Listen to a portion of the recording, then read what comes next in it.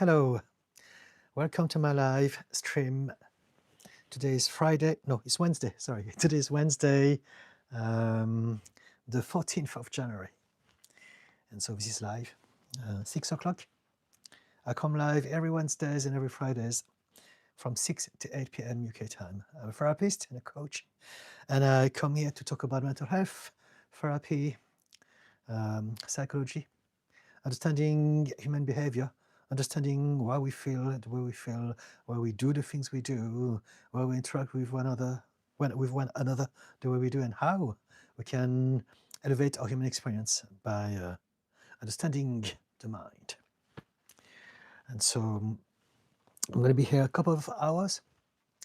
The start of the live streams are always a little bit slow, so I always start them by reading and commenting on some of my own posts.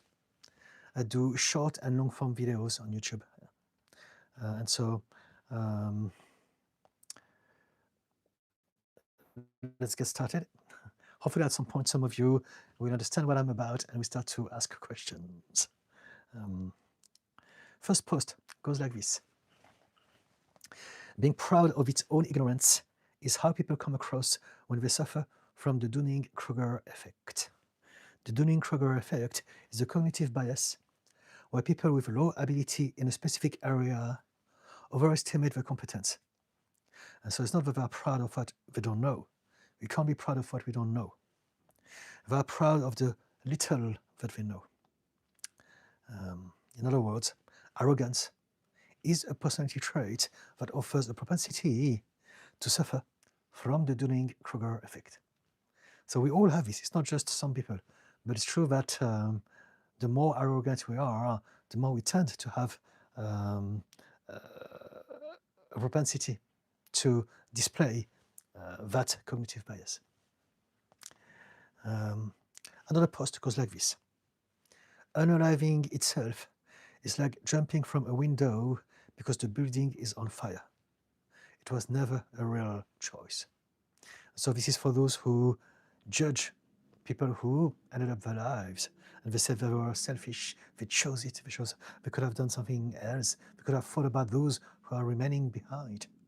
And people who say that, they have very little understanding of emotional intelligence. They have very little empathy as well, because no one really chooses that. If you think about it, who would choose that? People who end up their lives is because they have no other choice as far as they're concerned in that moment.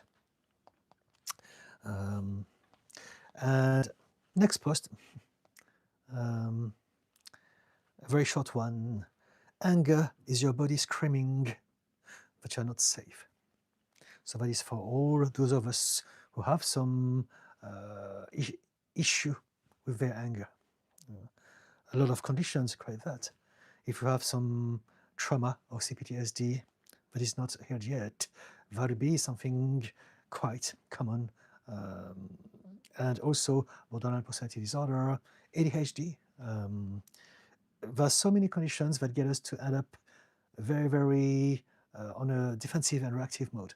And anger is an energy that is there to protect us.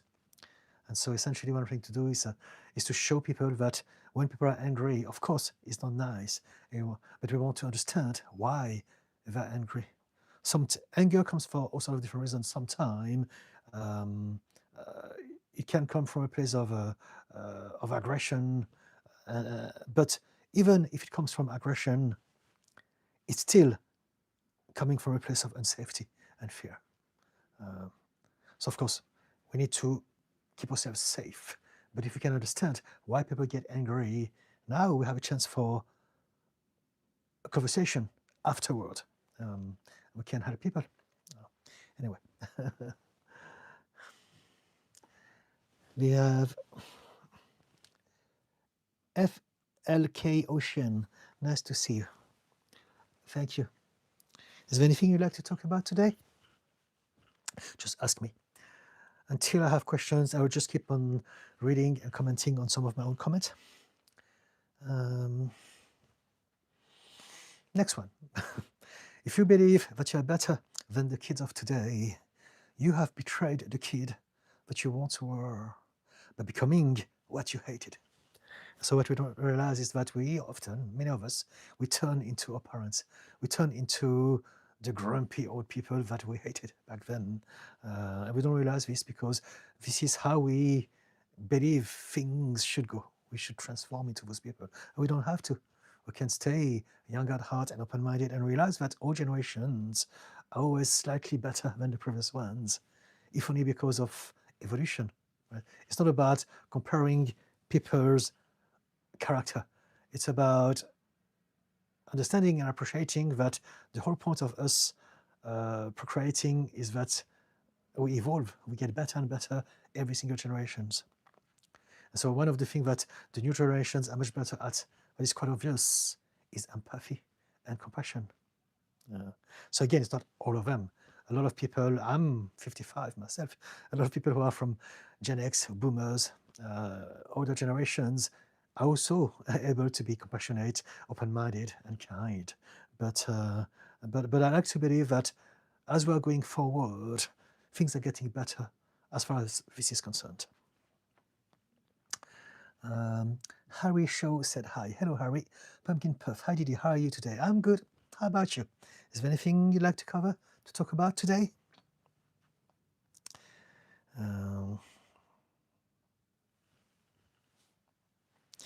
Let me read another couple of posts until I have some questions, some topics to talk about. Here's this one. People feel tense around you when you are feeling tense because their mirror neurons reflect and echo your tension. And so sometimes we are with people, we don't really understand why, but we feel a bit tense. And that's because we have a lot of little antennas and internal secret radars that are picking up on everything that is around us. And so our nervous system will actually capture some information because we have some mirror neurons that are there to do this. And so something interesting to know. We want to learn how to listen to our body, but also we want to find out why, for some of us, that kind of system can be a little bit too, how can I say, too active. Yeah. Pumpkin Puff. Okay, let's see if there's a question. The world is seemingly burning around us. I feel like I wasted the good times I could have had with my BPD. You have not wasted any time at all. You can never waste time. Wasting time is an illusion, is a myth. And the reason why you can't waste time is because life is made of time. As long as you're alive, there's plenty of time. You can waste opportunities. You can waste all sorts of things, but time is something that you can never waste. And so even if you think about opportunities, you're never really wasting them if you can realize that whatever you're going through is meant to happen. And whatever didn't happen was never meant to happen. We like to believe that I could have done that. I should have done that. I would have done that if, but it's not, but it just didn't happen. This was what we've done. And we must accept it with grace and realize that we can still learn something from whatever we've been through. And so you're never wasting anything. This is what people say because we've been told that. Don't waste your life. Don't waste your chances, your opportunities. Don't waste your time. And this is just nasty. It's self-righteousness. It's old school thinking.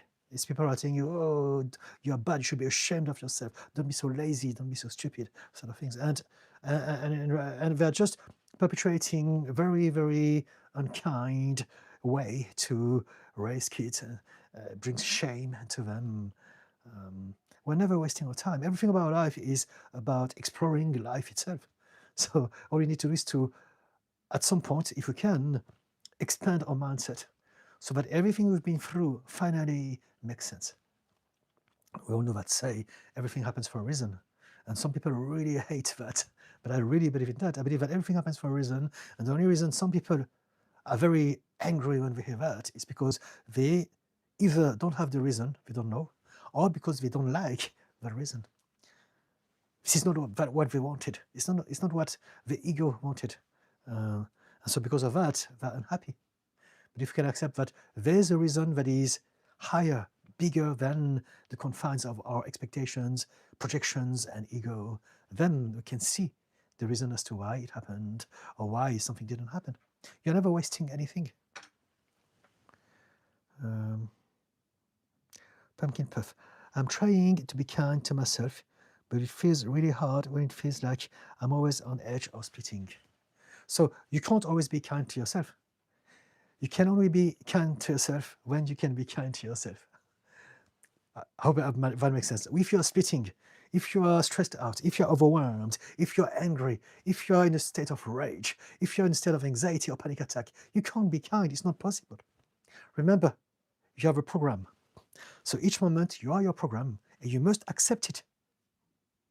And the kindness comes after, through that acceptance. When you tell yourself, I lost control, I did something that I didn't want to do, I said something wrong. And in that moment, this is when you can be kind to yourself. Not in those moments. When you split, it's impossible, right? The whole point of kindness is for you to forgive yourself and have compassion for yourself because it's your program. You must accept that this is who you are. There's nothing you can do about it in that moment. After that, there's something that you can do straight away, and it's precisely that. You can be kind to yourself and tell yourself, I split because I have BPD. I have BPD because I had trauma. I had trauma because life, I never chose that. This is due to no fault of your own, and so there's no need for you to have shame, to guilt trip yourself. Just accept that it happened. And this is how you're being kind to yourself. Right?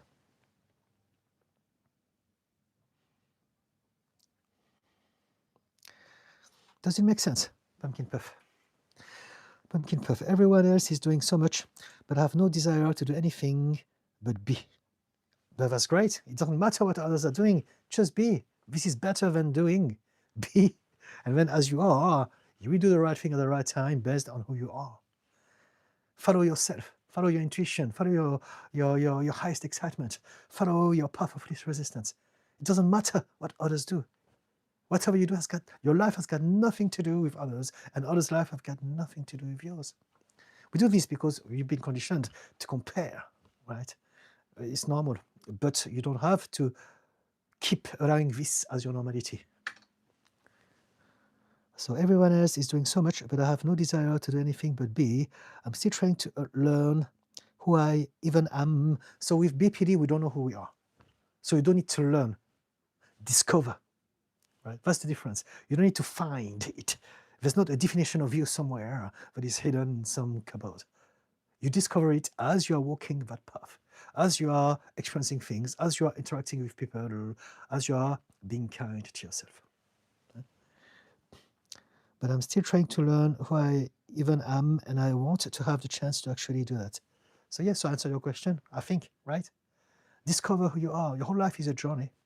And you don't need to have the answers right here and now. You don't need to have your sense of self and your purpose written in black and white on a form. This is who I am. This is my ID. No, you discover it, you forge it, you manufacture it, you shape it, you create it one step at a time. I think this is actually very exciting. If anything, you're free to do this. But typically, people with borderline personality disorder, we don't know who we are because we're too preoccupied of being loved or belonging. So we are willing to be anything that we need to be in order to be accepted and loved and seen. I know that I had that problem for many, many years. I was millions of things. I was anything you want me to be, right? It's like that song from Tina Turner, I'm your private dancer, do whatever you want. And I really would say stupid things. I would lie. I would want so desperately to be accepted by people that I would say the most stupidest thing and pretend anything because I had to belong. Because I was terrified of being on my own, of being abandoned again. And so, you are not meant to know who you are if you have a condition like BPD, and it's okay. The beautiful thing about it is that it's all open for you. You can be whatever you want. And you do this as you go through your own path. Timothy, are you a former gangster? I'm not going to block you just yet, right? But I want you to give you I'm going to explain how we set boundaries. I'm going to give you an explanation of how it works. This is a page that I create for mental health to help people. Anyone who's trolling me and saying things that are inappropriate, I will get rid of them. So hopefully you will. If you have written anything funny, you can retrieve them and we can have a conversation, right? But if you're going to troll me, you're not going to stay here very long because I want to create a safe space for everyone. Okay? Please be kind. Pumpkin puff. Okay, so there are passing moments that I can't control how I feel, but after I can choose to be kind to myself. Yes, this is it. Whenever we're going through life, we have an automatic pilot, and we must accept that this is our program. So there's nothing we can do about it in the moment. A lot of people who don't understand the mind will say things like, be stoic, choose to respond intellectually instead of reacting emotionally. It's not possible. It's not possible for those who can't do this. If you can do this, it means that you don't have trauma, you don't have conditions, you don't have any of the problems that everyone else is suffering from. And so if you can do this, good on you. But it doesn't mean that because you can do this, everyone should be doing it. And if they don't, they're bad. Not at all. We are all different. And for the vast majority of us, we have some baggage. And those baggages are all the filters, the triggers that we have that are all subconscious. And they dictate our behavior. They dictate how we feel, how we think, how we perceive the world.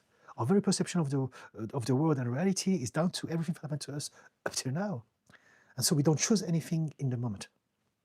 What we can do, however, is that after we have experienced that emotional outburst, we can be kind to ourselves and realize, it's my program who got me to do this.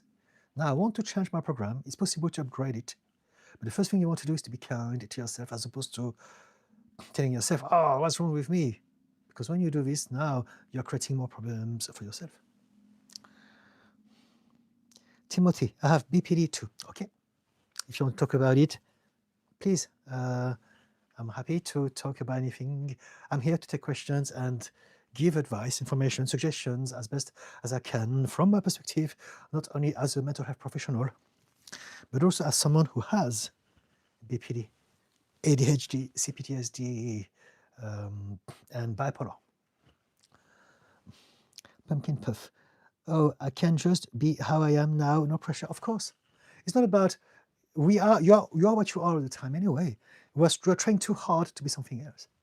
Accept that this is who you are, but still learn how to recognize what will be the best behavior which you can choose in that moment. And you may be able to do it or not, but do your best to bring that awareness. But as you're working on yourself before and after the situations, you become better at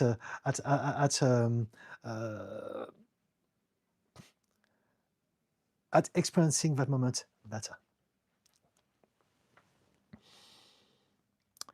Java, how to be unapologetically yourself by letting go of fear, by letting go of the need by letting go of a sense of lack of worth. If we can't be ourselves, if we can't be authentic, it's because we believe that our worth is attached to the opinion of others. We seek external validations. We believe that our worth is whatever people are going to tell us is what matters. Their opinions of us matters more than our opinions of ourselves. And so how to be unapologetic yourself, you must let go of the fear, let go of the not enoughness. So it's different for everyone. So again, I'll answer all the questions as best as I can. If I have more details, I can go in more specificity. But if there are vague questions like that, this is the answer. How are you unapologetically yourself? By letting go of the idea that you need to be someone else in order to be loved, in order to be seen, in order to be accepted. Right? I hope it answers your question. T. Scott, I dig your delivery, peaceful, realistic vibe. Thank you so much. I'm glad you appreciate. Pumpkin puff. That is the first time I've ever heard that it is okay to not know who I am, that it's okay to just exist, of course, and only need to try if I want to explore who I am. Of course, you don't need anything. It's not like you need to have an idea and present it all the time to everyone. It's not like that. There are places in the world where there are problems like that, but I'm thinking about the ICE situation in America, which is really, really getting bad. But this is not the case for you. You know, you don't have to tell people, this is who I am, this is my personality, my character, this is my passion, this is your own business, it's no one else's business. But what you can do is to realize that every day you have a chance to discover it and to try different things. And at some point you will find out who you are. Just like I have done. Again, because of my BPD, I never knew who I was. I had some tattoo. But at first, as soon as I met my husband, who is covered, I get covered within 2 years. Because I wanted to be like him. I wanted us to be the same. I found, and so I'm happy. I love my tattoos. I don't even think about them anymore. But what I'm trying to say is that, yeah, some conditions get us not to know who we are, because we have to be flexible. Because we believe that we have to do anything in our power to be liked by others, to be seen, to be loved. And so I've developed my own thing. Now I've got tattoos, even though it came from that need to be like my husband. But now it has become me. And the things that I do now in my profession as a therapist and coach, this is who I have discovered to be. And I love this. I'm passionate. I'm obsessed with my work, with my career, with what I do here now with you guys on YouTube, and with my clients all week long. And so it's not something that I knew I had it in me. I didn't know that I could do that. But as I discovered my own path, I found out that I could do this and that and that, and I'm quite good at that. So I'm going to do a little bit more of that, and I enjoy doing that. And eventually, bish, bash, bosh. After many years, I've found out what my identity is. And it may change. I may change it all tomorrow, but I doubt it. I doubt it.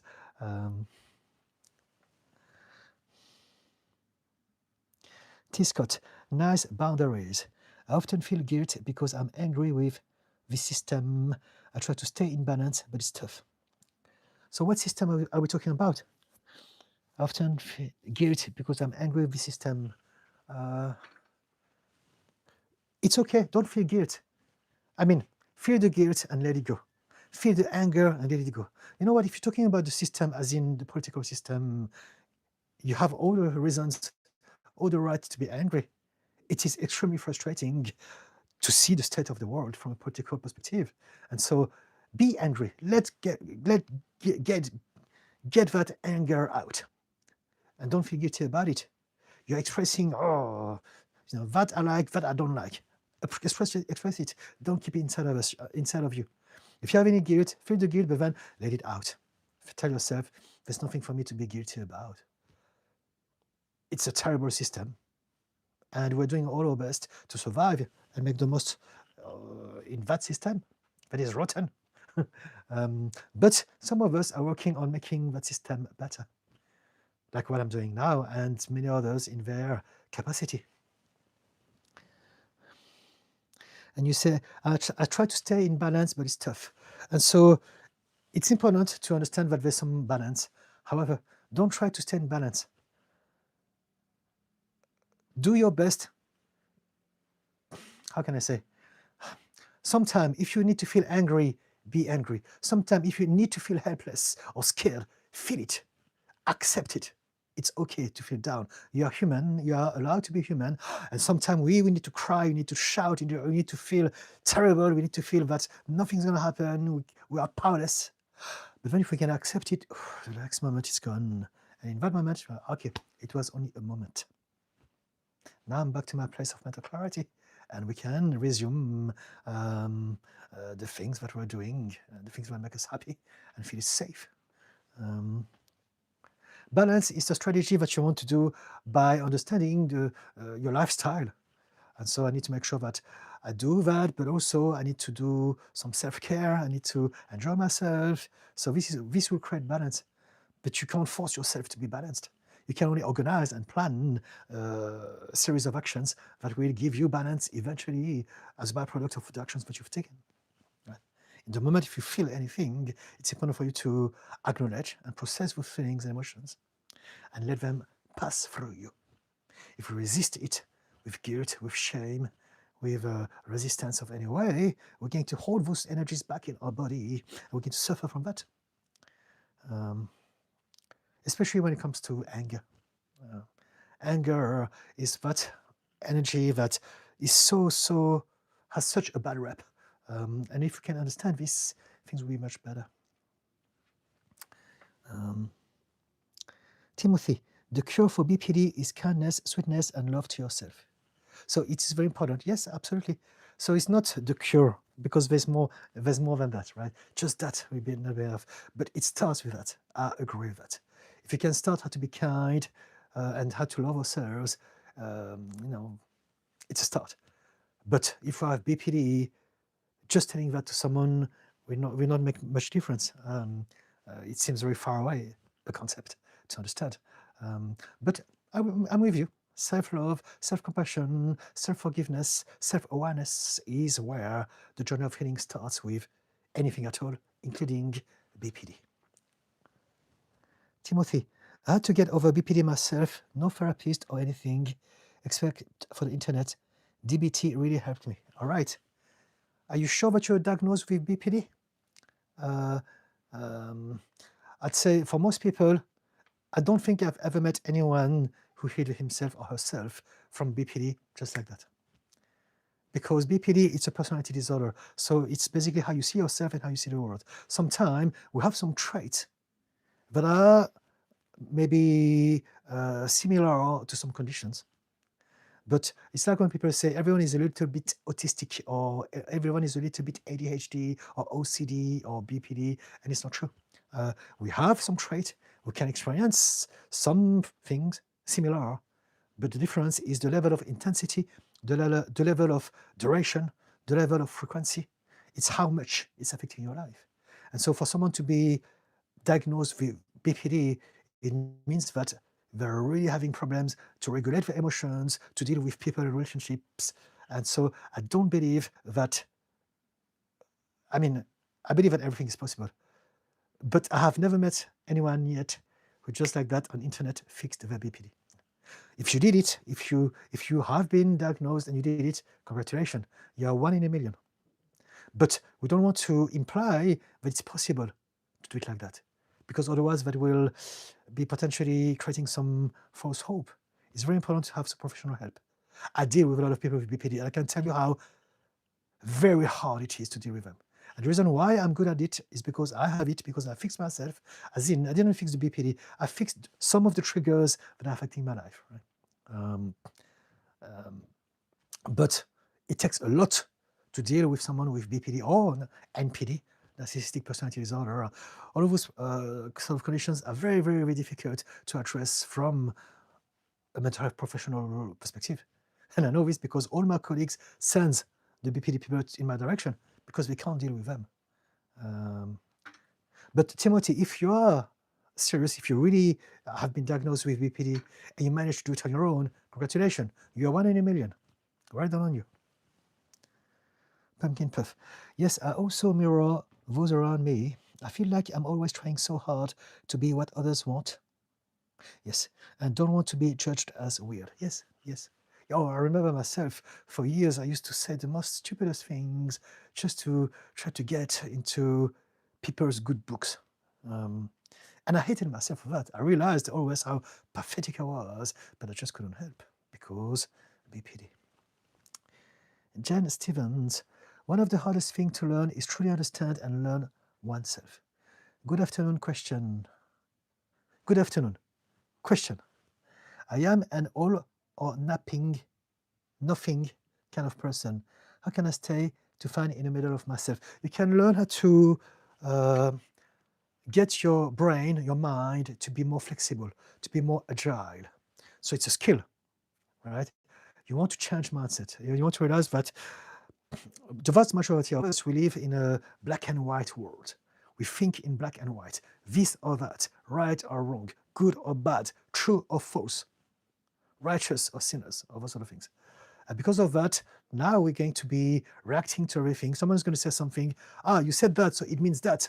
We're going to assume things. And this is a state for the state of a lot of people. I was like that for a long, long time myself. And typically people who have some unhealed trauma, people who are overwhelmed, who live in anxiety, stress, who are unhappy, who have some physical discomfort, who have some fears about the future, we are going to be more reactive and thinking in black and white. And the reason behind this is because we will be on survival mode. If we're on a survival mode, we don't have much access to our rational, intelligent, critical mind. We're going to react emotionally more because we don't have the luxury to use our intelligence. If we're on a survival mode, it's got to be instant. Is it safe? Is it dangerous? Good or bad? And that's why many of us, we operate on a black and white thinking mode. And if we do this for a long time, that's all we know. So what we want to know is to realize that the world is not binary. The world is not unidimensional. The world comes with many different dimensions, flavors, perspectives, angers. And so the one thing that you can do to expand your mind, there's a way of thinking that was mentioned just before. The technique that is used for BPD people very often is called DBT, dialectical behavioral thinking. And typically there's a way of thinking which is dialectical thinking. And it's the idea that more than one truth that may seem opposite can coexist at the same time. And so in the context of healing and therapy, for instance, that could be something like, it is true that that person hurt my feelings, but it's also true that that person loves me and cares about me. When we have BPD, that person hurt me, they're terrible, I must destroy them. Just like that. Split, black or white. There's no because we don't have the luxury, it's going to be quick. And so we want to stretch our mind, get it to be more able to see different things. And the first step through dialectical thinking is to realize that more than one truth, even if they seem opposite, can coexist. Now, the other thing that I can suggest, very simple, empathy. The practice of empathy is the one skill that would fix the whole world. And basically, it's the idea that we all have a different experience of reality. None of us shares the same reality to anyone else at the same time. But because we don't realize this, we assume that other people are thinking the same as we think. They are feeling the same as we're feeling. They're believing the same things that we're believing. Their understanding of the world is the same as us. And because of that, we get unhappy because we're thinking, what's wrong with them? They should be thinking like that. They should be feeling like that. They should be behaving like that. Because I treat them like that, they should be treating me like that. But they're different. But as long as we're expecting something based on our own assumptions and projections, we can create suffering for ourselves. And also clashes. And so the practice of empathy is the ability to step into other people's shoes and see things from their standpoint. It's experiencing the world from different perspectives. And the more we do this, the more we expand our mind, the more we expand our heart as well, the more we expand our reality. And so you're asking me, I'm an all or nothing kind of person. How do I find a middle ground? You expand perspective and you realize that there's never any middle ground. There's only the perspective that you choose that works best for you in that moment. And the bigger the picture you can have, the more choices you have as to what is the best perspective to look at that thing in that moment. I hope it makes sense. Does it, Jens? Chavo, chava, chavi. Thanks a lot. Very profound, wise man. Thank you. Another question. How to trust fully in its maximum potential, your intuition? You either trust or you don't trust. There's no trusting fully or trusting partially.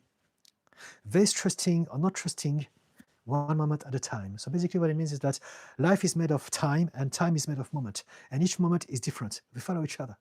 And we forget that. So we may think, I trust, but I don't trust. I'm not sure.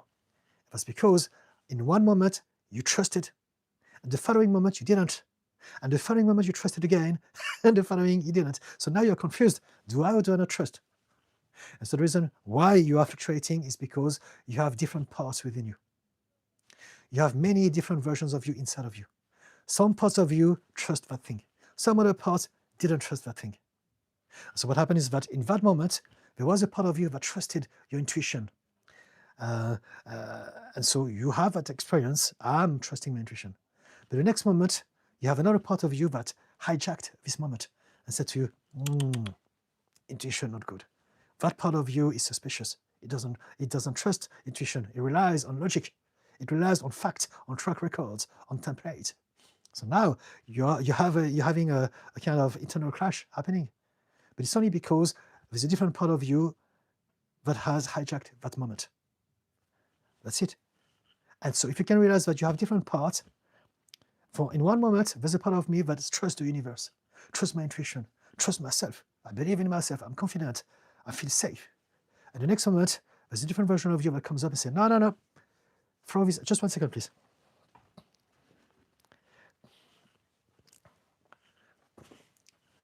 And then the next one, there's a part of you that is saying, no, it's rubbish, don't listen to that. Then what you can do is to realize that you can't speak to your part. You can't tell that part that is not safe. You know what? It's okay to trust it. Remember, I trusted my intuition in the past and it all went fine. You can speak to your different parts. You can reassure them. And eventually, that part of you, inside of you, that version of you that doesn't trust your intuition, will eventually, over time, accept, you know what? You're right. I'm going to trust the intuition. I'm going to let the part of me that is confident, optimistic, take over. So it's a process. It's different for everyone, but this is the idea behind it. A lot of people don't realize that we're not one mind. We are many minds. We are many versions, and each moment is followed by another moment. And each moment, we are giving the mic. It's like, this is the analogy that I always use. It's like a karaoke session. We're giving the mic to a different version of us to sing that song. But if you could realize that we are indeed many versions, now we don't need to feel bad about ourselves. All those versions, they are all part of us. And they're all coming from a place of love, even though it doesn't feel like sometimes. Even anxiety and depression, even shame, all of those places, parts of us, they exist for a reason. And so healing is about learning how to accept all of those parts, as opposed to thinking, some of those parts are bad. I can't be fearful, I can't be vulnerable, I can't be shameful. And as long as we do this, we are creating problems for ourselves, because those parts are who we are. They are parts of ourselves. I hope it makes sense. Does it?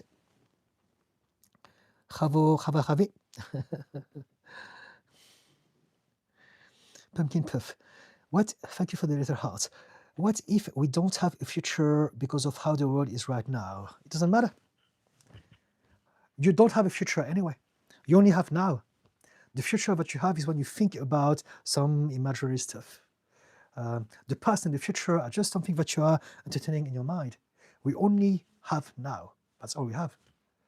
We have an idea, a concept of the past, and when we think about it in that moment, our mind is there, but you're still in the now.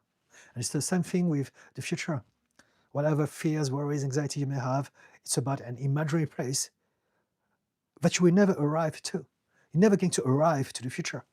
You're never going to return to the past. There's only now. So it doesn't matter, right? I think what you're saying is that you're worried that the world maybe there could be World War III or something like that. Well, if things happen, and you will be dealing with those things the best of your ability, then one moment at a time, one step at a time, one decision at a time, one intuition at a time. Right? Whatever happens, you are you and you have power. And very often, we don't realize what we can do, only when we're facing adversity, problems, and challenges. It's very important not to glorify hardship, but hardship doesn't make us stronger. Hardship reveals the strength that already exists inside of us. You have bravery, you have strength, you have courage, you have imagination, intelligence, you have all of those things, they're all there. But it's only when you're going to face problems that it's going to come out.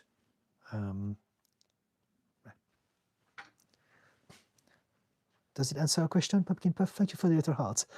JJ, hi Didi and everyone else. It feels difficult to speak kind to myself. Do you have more examples for me, please? So I need to know you.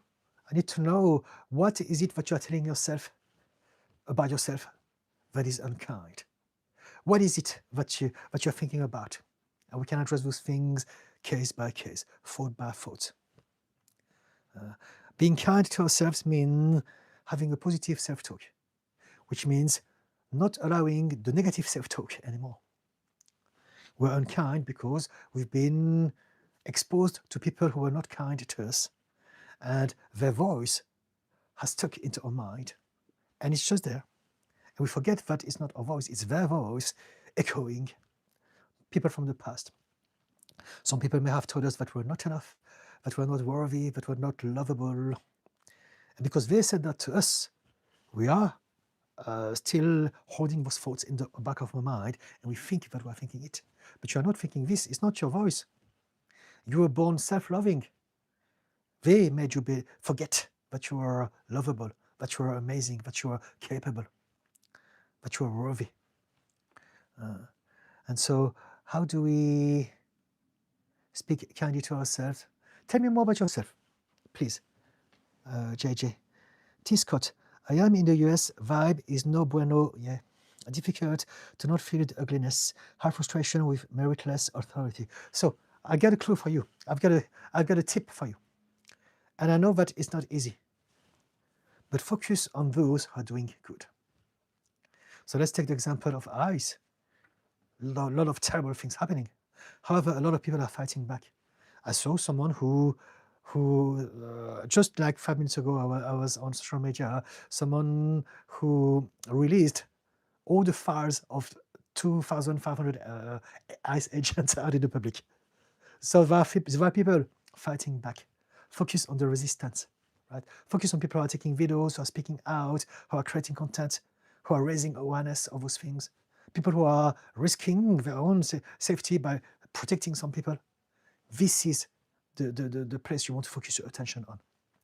When things goes down the toilet, there's always going to be a reaction.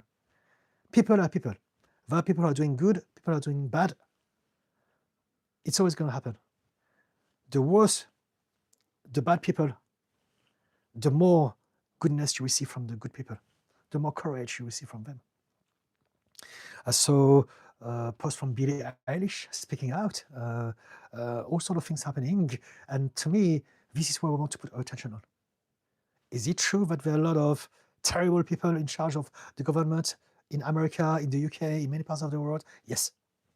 But a lot of people, a lot of good people, powerful people, inspirational people are doing something about it. Focus on them. And if you can't find enough of them, be one of them.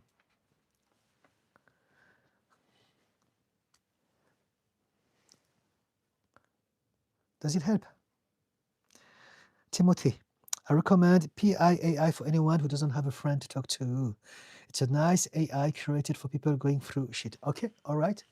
Okay, I don't dismiss that. I don't know about it. PIAI. I think it's better to learn how to find your own tribe. And nowadays, with social media, with internet, it's absolutely possible.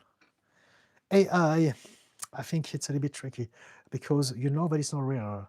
So that can create some psychological problems further down the road. That's my only concern, right? I understand that AI, like anything to do with technology, can be good. However, when it comes to mental health, I'm not sure that AI is ever a good idea. AI can be good to gather some information, but we don't want to think that AI is going to fix our problems because it's just an algorithm that is gathering information from tons of data. And so it doesn't have a human being behind it that has feelings and human experiences. And when it comes to having a friend, it's all very artificial. At some point, I believe that whoever uses AI as a fake friend will realize at some point that it's fake, and they will hurt them. They will feel pathetic. I remember this because of my own BPD. For a long, long time, I used to do all sorts of things to have the illusion that I had friends. So I remember in the year 2000s, around that sort of eras, I was going through a very bad period of my life. I think that lasted 3 years. I was really depressed. I had a lot of hallucinations. And I was very alone because I created a lot of problems with everyone. But I needed to have the illusion that I had friends. So back then, it was 2000, 2003, I went online and I subscribed to all sorts of different websites so that I would get a lot of email from them calling me, hello, Didier, da da da da da da da. And I know that it's just automated and it's all fake, but that gave me the illusion that some people were interested in me. I had a phone at the time. There was no iPhones, but there were mobile phones. And what I did, I went on the website and I put a lot of numbers from a lot of things, companies and stuff that has got nothing to do with me, that I don't even use, to give myself the illusion that I have a long friends list on my phone. I needed that because I had nothing. I was really, really on the verge of breakdown every single day. And I tried to realize myself numerous times when I was in my 20s. So I knew that I had to do something, but I do all of those things and I felt terrible. I felt so pathetic. I hated myself for that. And so maybe it's something that we can do if we are absolutely, totally desperate. But very quickly we want to realize that there are real people out there and we want to do our best to connect with them. Right? Because at some point we will wake up and we realize, gosh, what is it that I'm doing? I don't deserve, I'm not good enough to even speak to someone that is rare. So that's my take on it. I could be wrong. I am not opposite to technology, and I believe that we can use tools in good ways, but I'm not sure that, just based on my intuition and what you just said, I'm not sure that it's a good idea. T. Scott, true, thank you. JJ, thank you, Didi, thank you, JJ. Timothy, I was in a relationship with a person with ASPD, and he brought out the worst in me. That's what motivated me to take a look into myself and try to change. Okay, good. I got away from my triggers, my parents, and started practicing the DBT techniques. I also started copying people. I really admired their temperament. Thanks for the insight. I'm glad that you found your way. Okay, so you are serious. Sometimes I've got to be careful because in the internet you have all sorts of trolls happening, and I want to make sure that this place is safe for everyone. But I'm glad, I'm very happy that you found your way out. Good on you, Timothy. T. Scott, I isolate a lot so as not to feel enraged. Okay, I feel sad. I know that's why I'm so pissed. I release, cry, and sing. Yes, feeling a bit helpless. Okay. Is there any question you'd like to ask me? Anything that I could suggest you?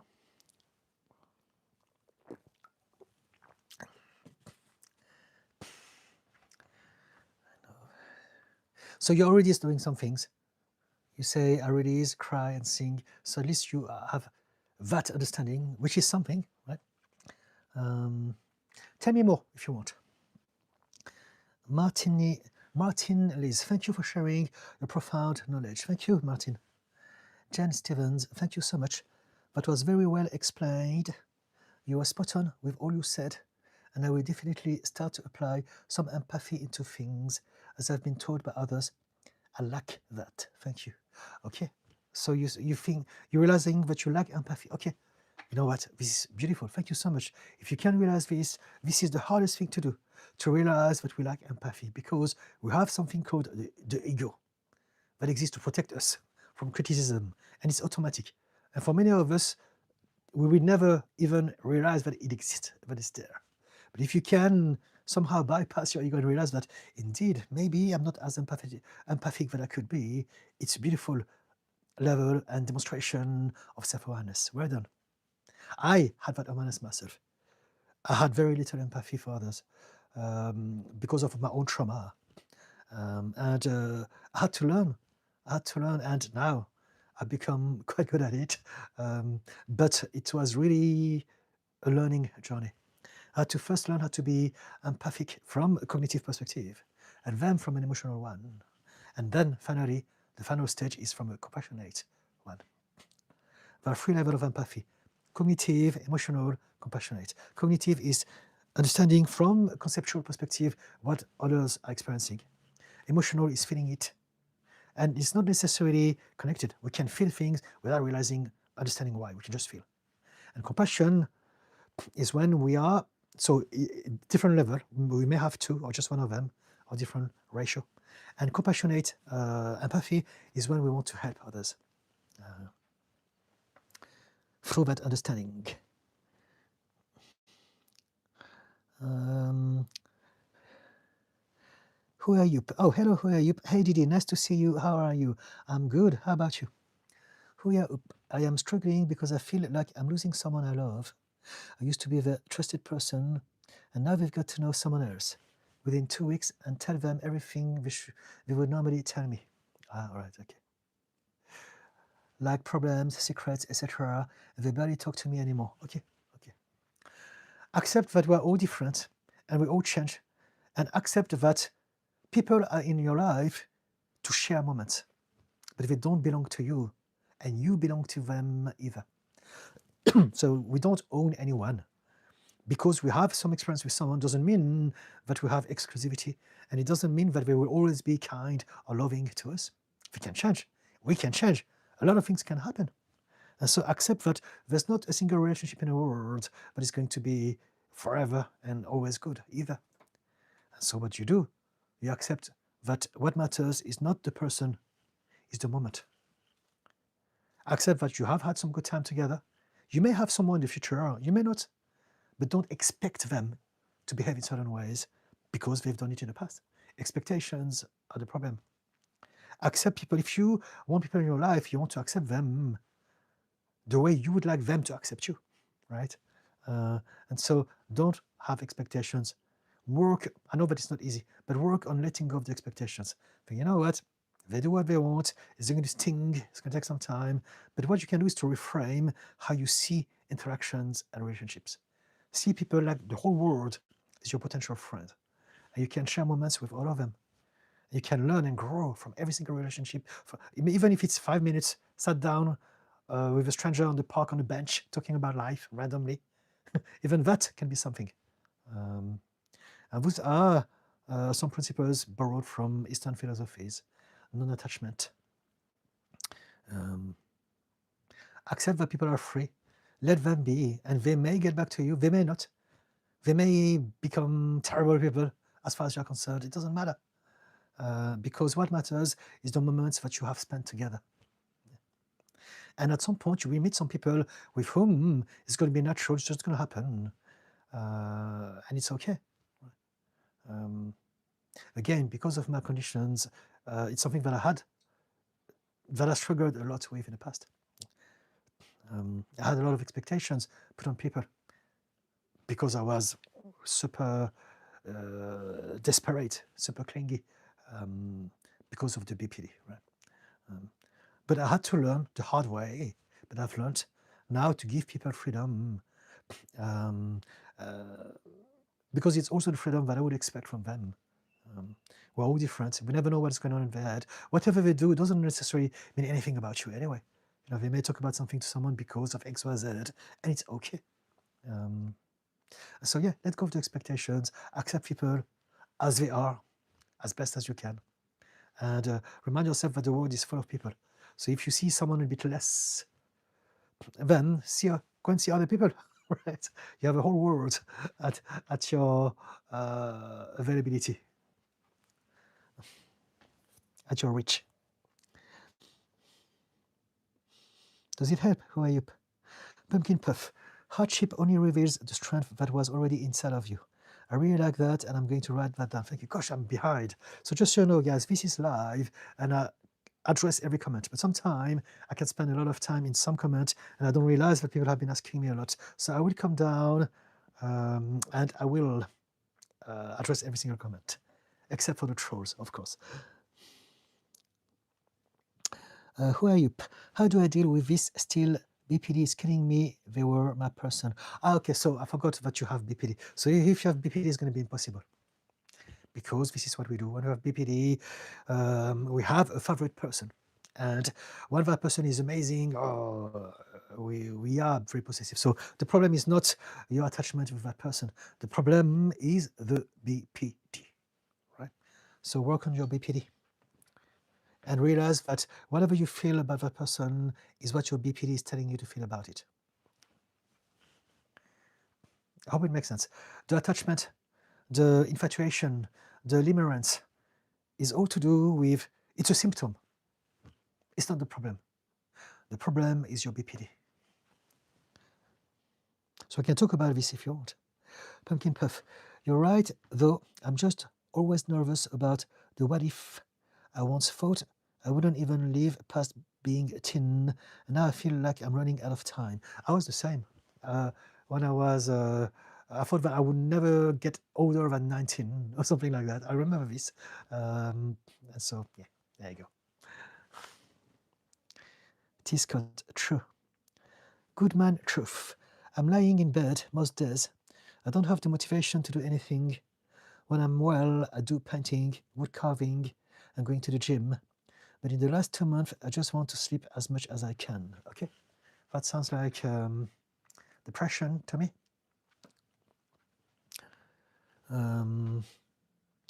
So how can I help you with that? If you can ask me a specific question, this is how my brain works. I can see that you are down, that you are low, but I can also see that there are things that you used to like. There's something called anhedonia. And basically, let me.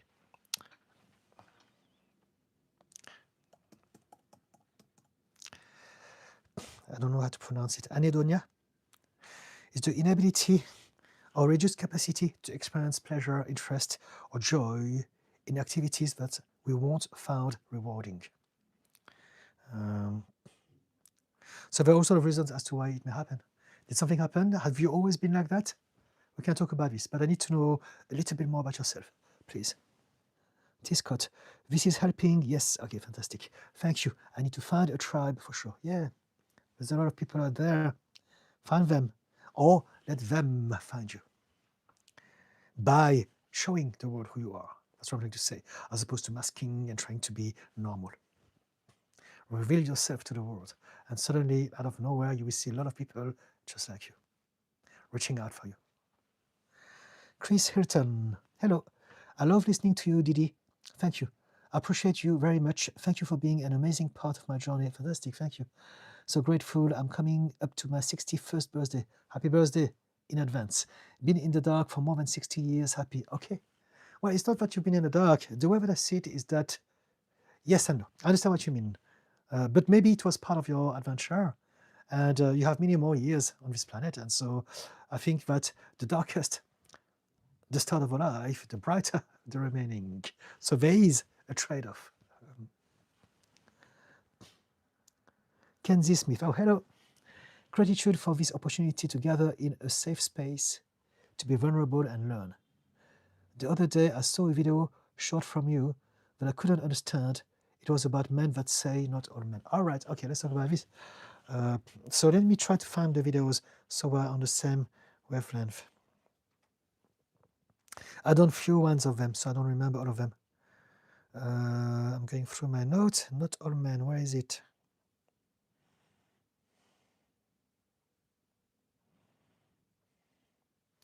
Maybe it was in December. Just bear with me, please. Short December.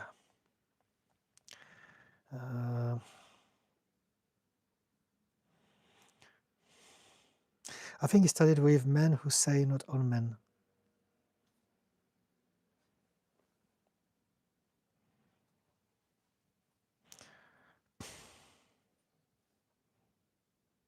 I'm with you. I'm just trying to find that. I can't find that. I've got so many posts.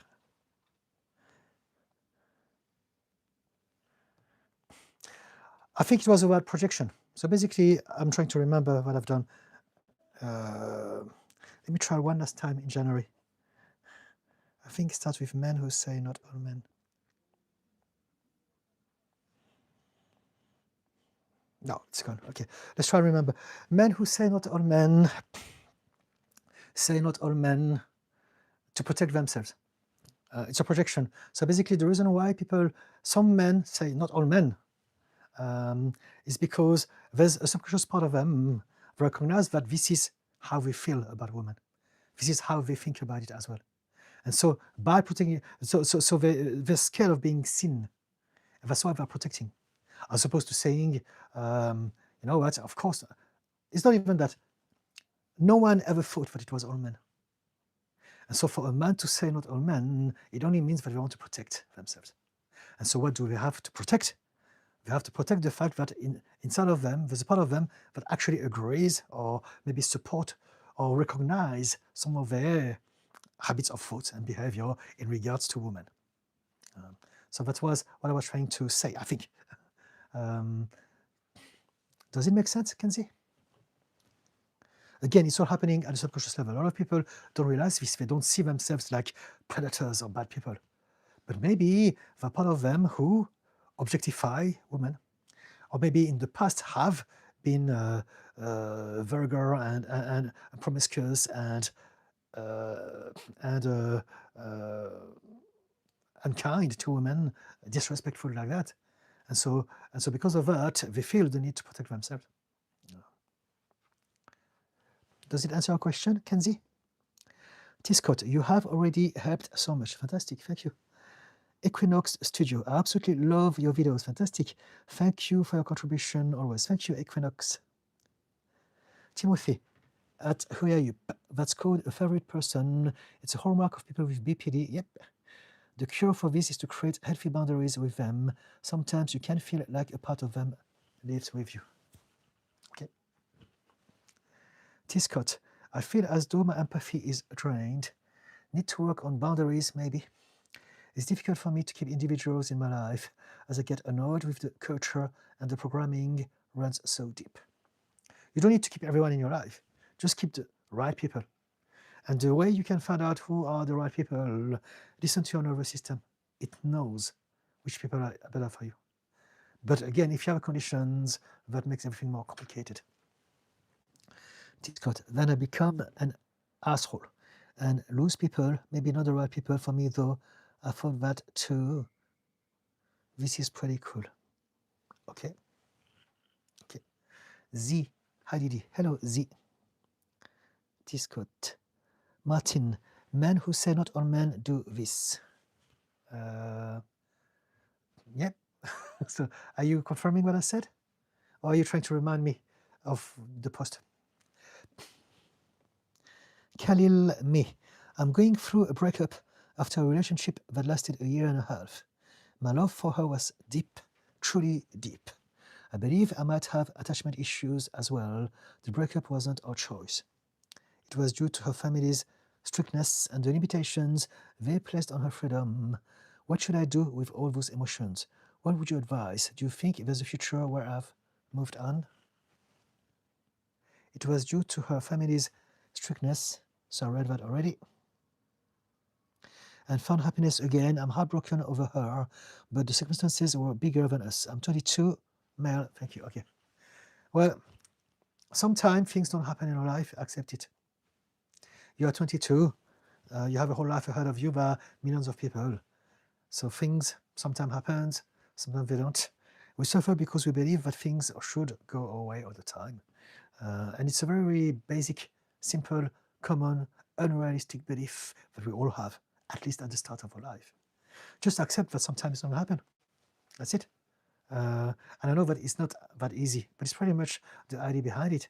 Accept that sometimes things are aligned so that we get the things that we prefer. But some of the time they're not, and we must accept this.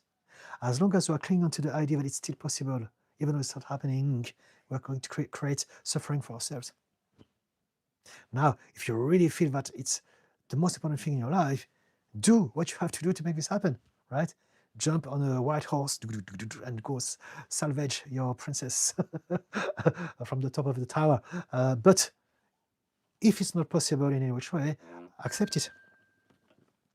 Just bear with me, please. My watch is telling me, it's reminding me that I must post my third TikTok video of the day. So just bear with me, please. I'm going to do it straight away. Anger is your body. There is a form of prejudice that is... Okay. I think it's out.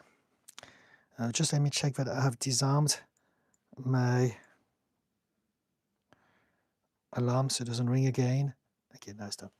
Okay, so yes, Khalil, does it answer your question? Is it feasible? Do you want us to explore that conversation in more depth? I can talk about it from different angles if you want. But essentially, we have desire and expectations, and we suffer because of those desire and expectations. And so we have a choice. Either you're going to trying to force something, but it's never going to happen by thinking about it, or accept it and allow for the next thing to happen. But understand that at 22 years old, something, so it's not personal, but it's something that is very important to realize. Our brain is not fully formed until, let me check if there's a consensus.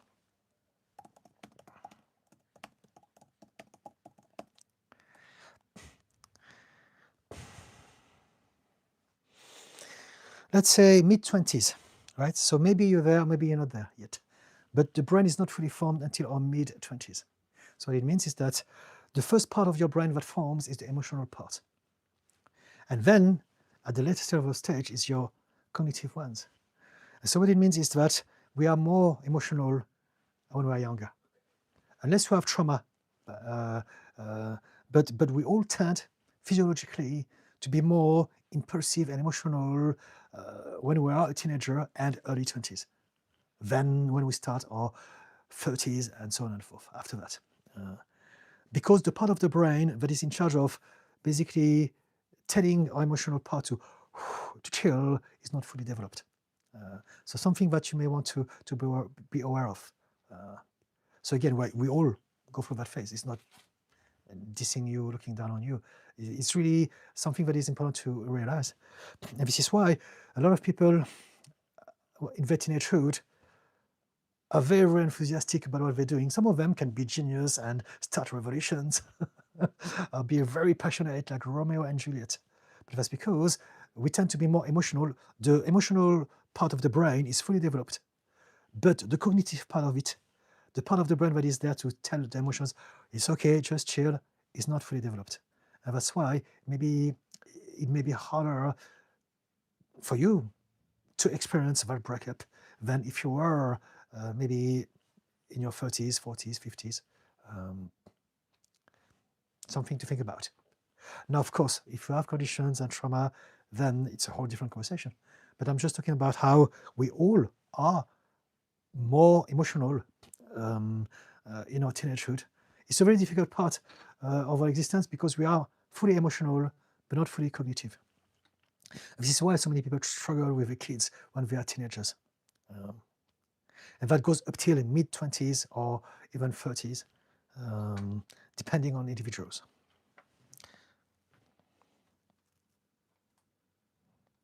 Some people, so I'm reading something, some research point that stabilization is around the age of 32. The brain shift from adolescent to adult, patterns of neural wiring. So there you go. Yeah, you may have another 10 years like that. But it's okay, learn how to maybe do what I said. Remind yourself, that's because I am like that. I'm very emotional, but I'm going to remind myself that I have a whole life ahead of me and I can learn more about myself as I go through more relationships with people. Does it help, Khalil? Kenzie Smith, yes, I think so. I am a woman and I have said this word to my daughter, not all men. Okay. So there's a part of you, so either you want to protect or you are on the autism spectrum.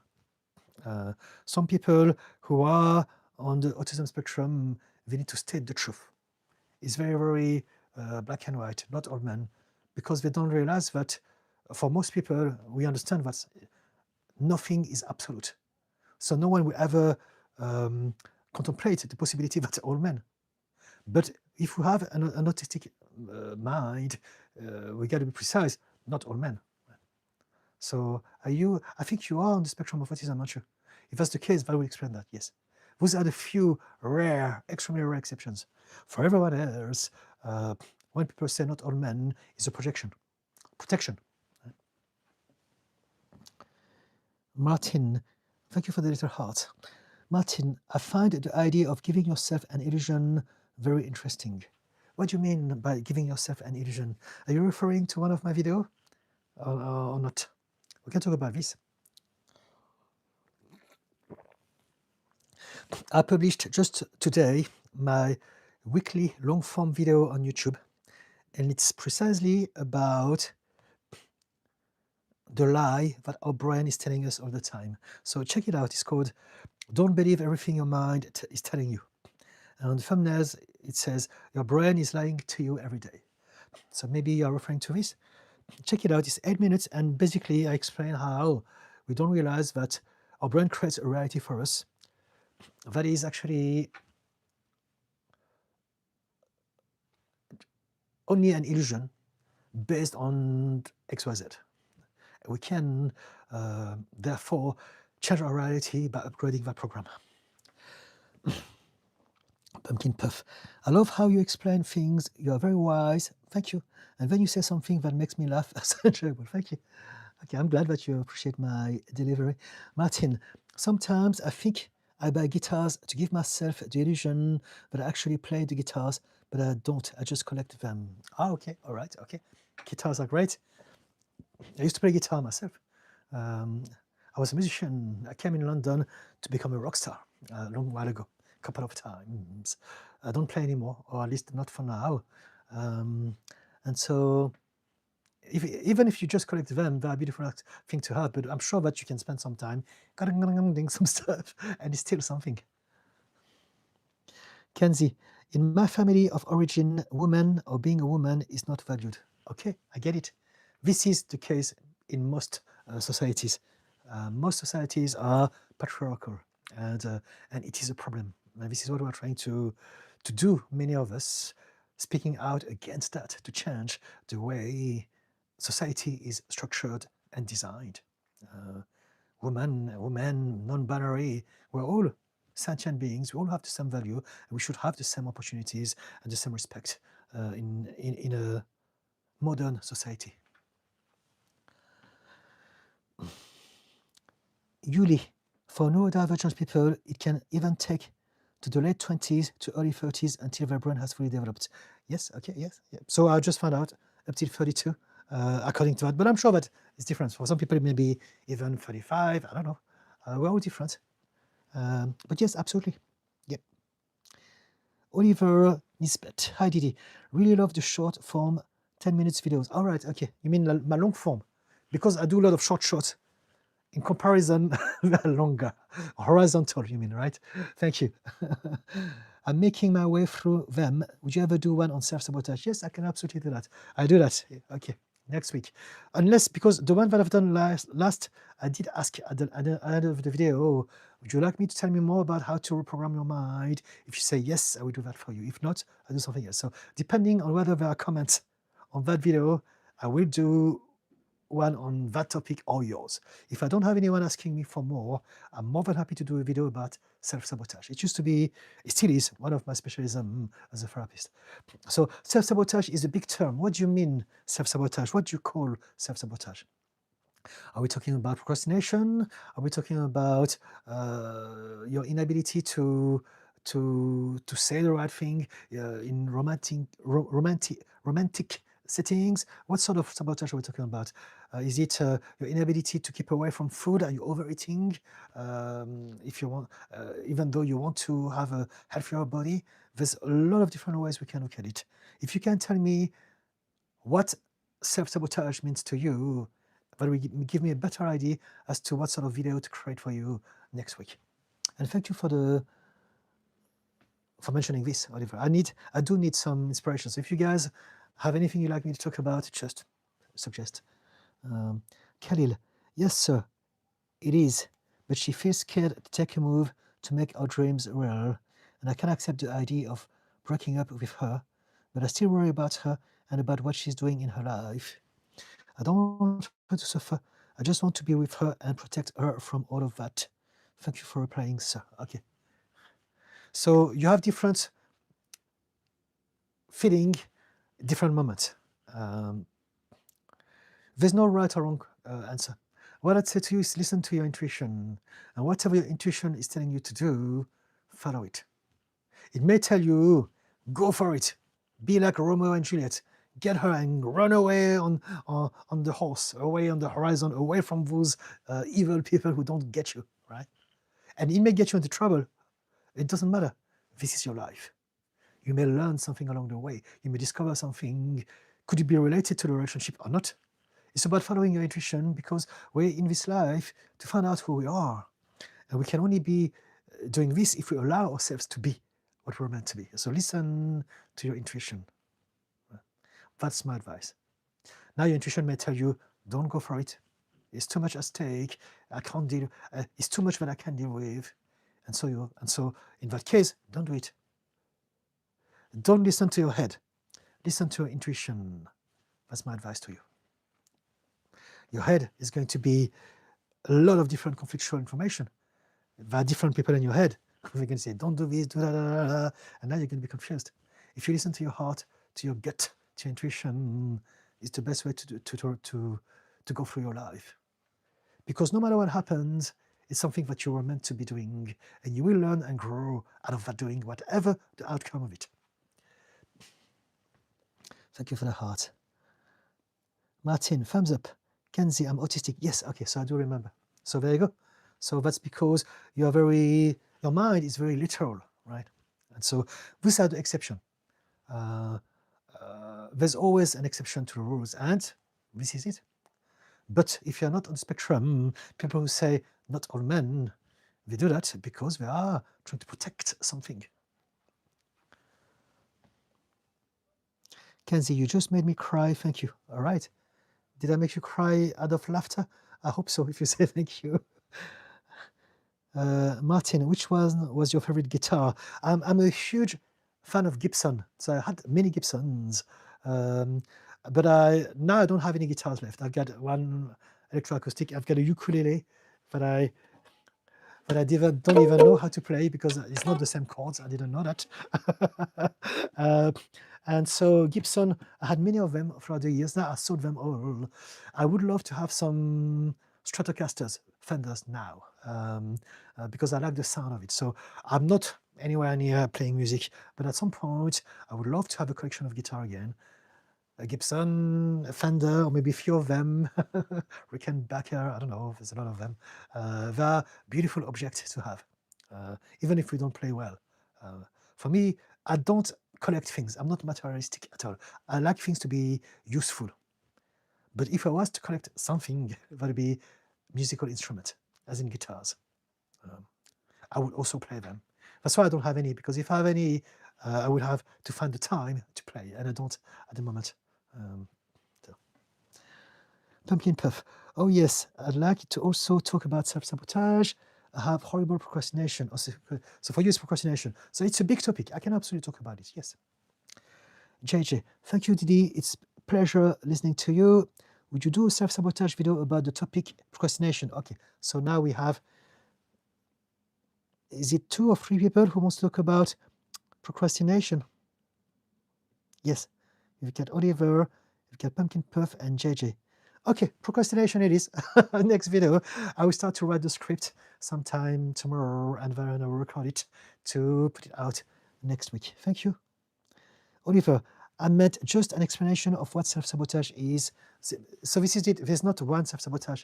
There are many different things that we can put the label of self-sabotage on. That's why I was asking this. But I've got a couple of people who want to know about procrastination. So maybe that would be satisfying for you as well, would it? I meant just an explanation of what self-sabotage is and why we do it. For example, I didn't even think of procrastination, I only know of it in the sense of a general prevention of oneself. Okay, so self-sabotage is a protection mechanism.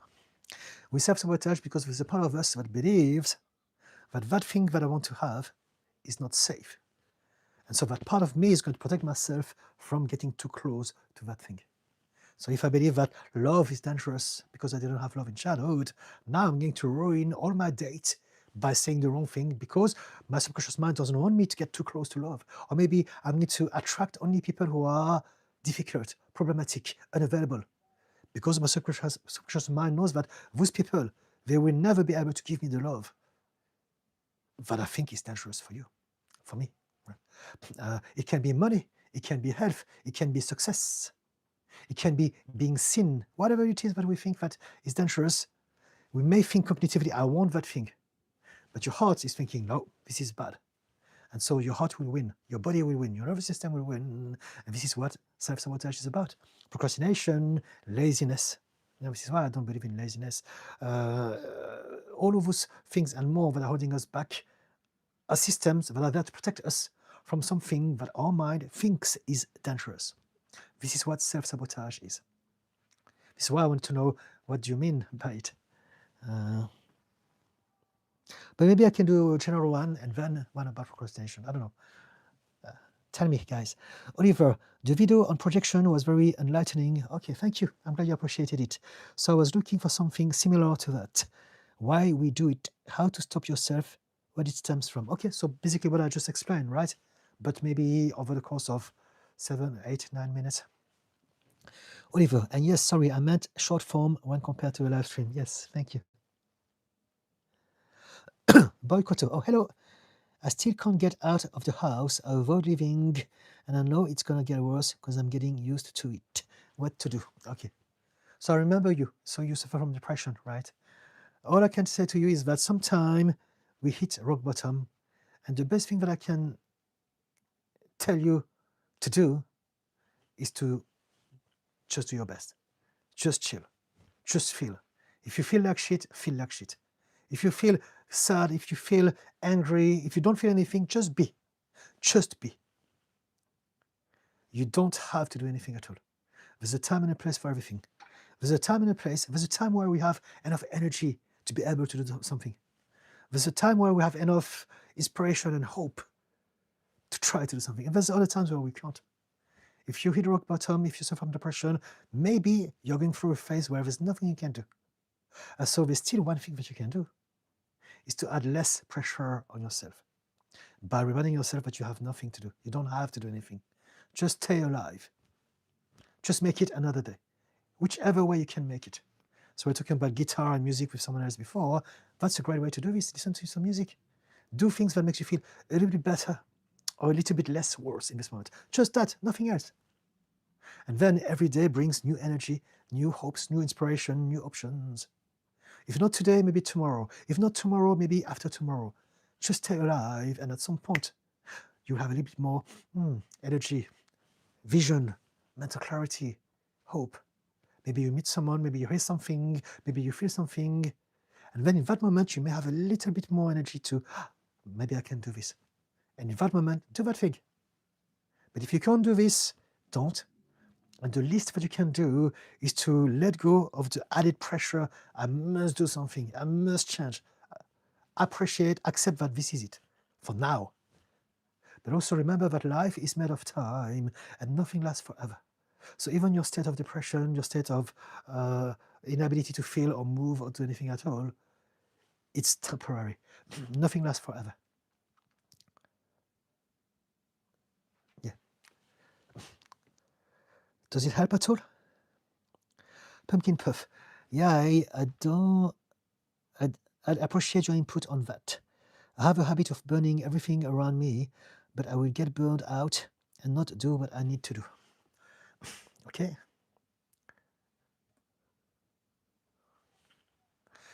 Again, instead of saying to yourself what I need to do, just tell yourself what you can do. Focus not on what you need to do, what you have to do. Focus on what you can do. You always know what you should be doing. It's not a matter of not knowing what we should be doing. It's a matter of whether you can or not do that thing in that moment. This is what people don't realize. And then, because we don't know this, we add some more extra unnecessary pressure on ourselves.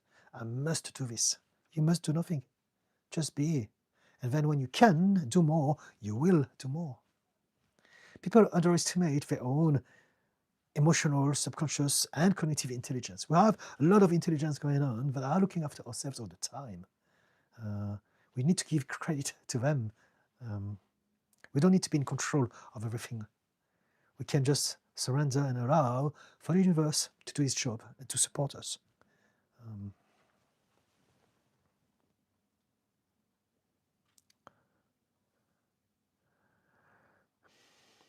Boycotto. At this time, I don't.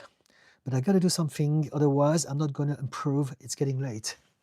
You don't need to do anything. You will improve. over a long period of time, you will improve. Right? I don't know how old you are, but we like to believe that because of whatever age we are on a deadline, and it's not true. Your whole life is there for you to explore and do your best each moment, and that's good enough.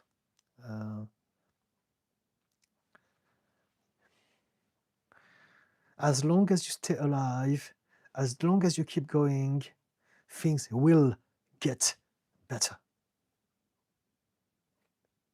There's no other ways. It will get better. It can't get worse. But only on one condition. You must keep going until it gets better. If you stay alive one day at a time, if you find the best you can do to just be, at some point it will get better. It may take a long period of time, it may not, but it will only happen if you keep going. That's a promise. That's a guarantee. If you stop going, then that's it, game over. But as long as you keep going, things will get better. Even if it goes like that, sometimes to go to better, we need to go through worse. That's life. Kenzie Smith, tears of gratitude, thank you. It's a gift to be seen and helped. All right, thank you, Kenzie. Thank you. Thank you. Martin, I'm here to tell you the guitars are missing you. I'm here. So this is what I'm doing, right?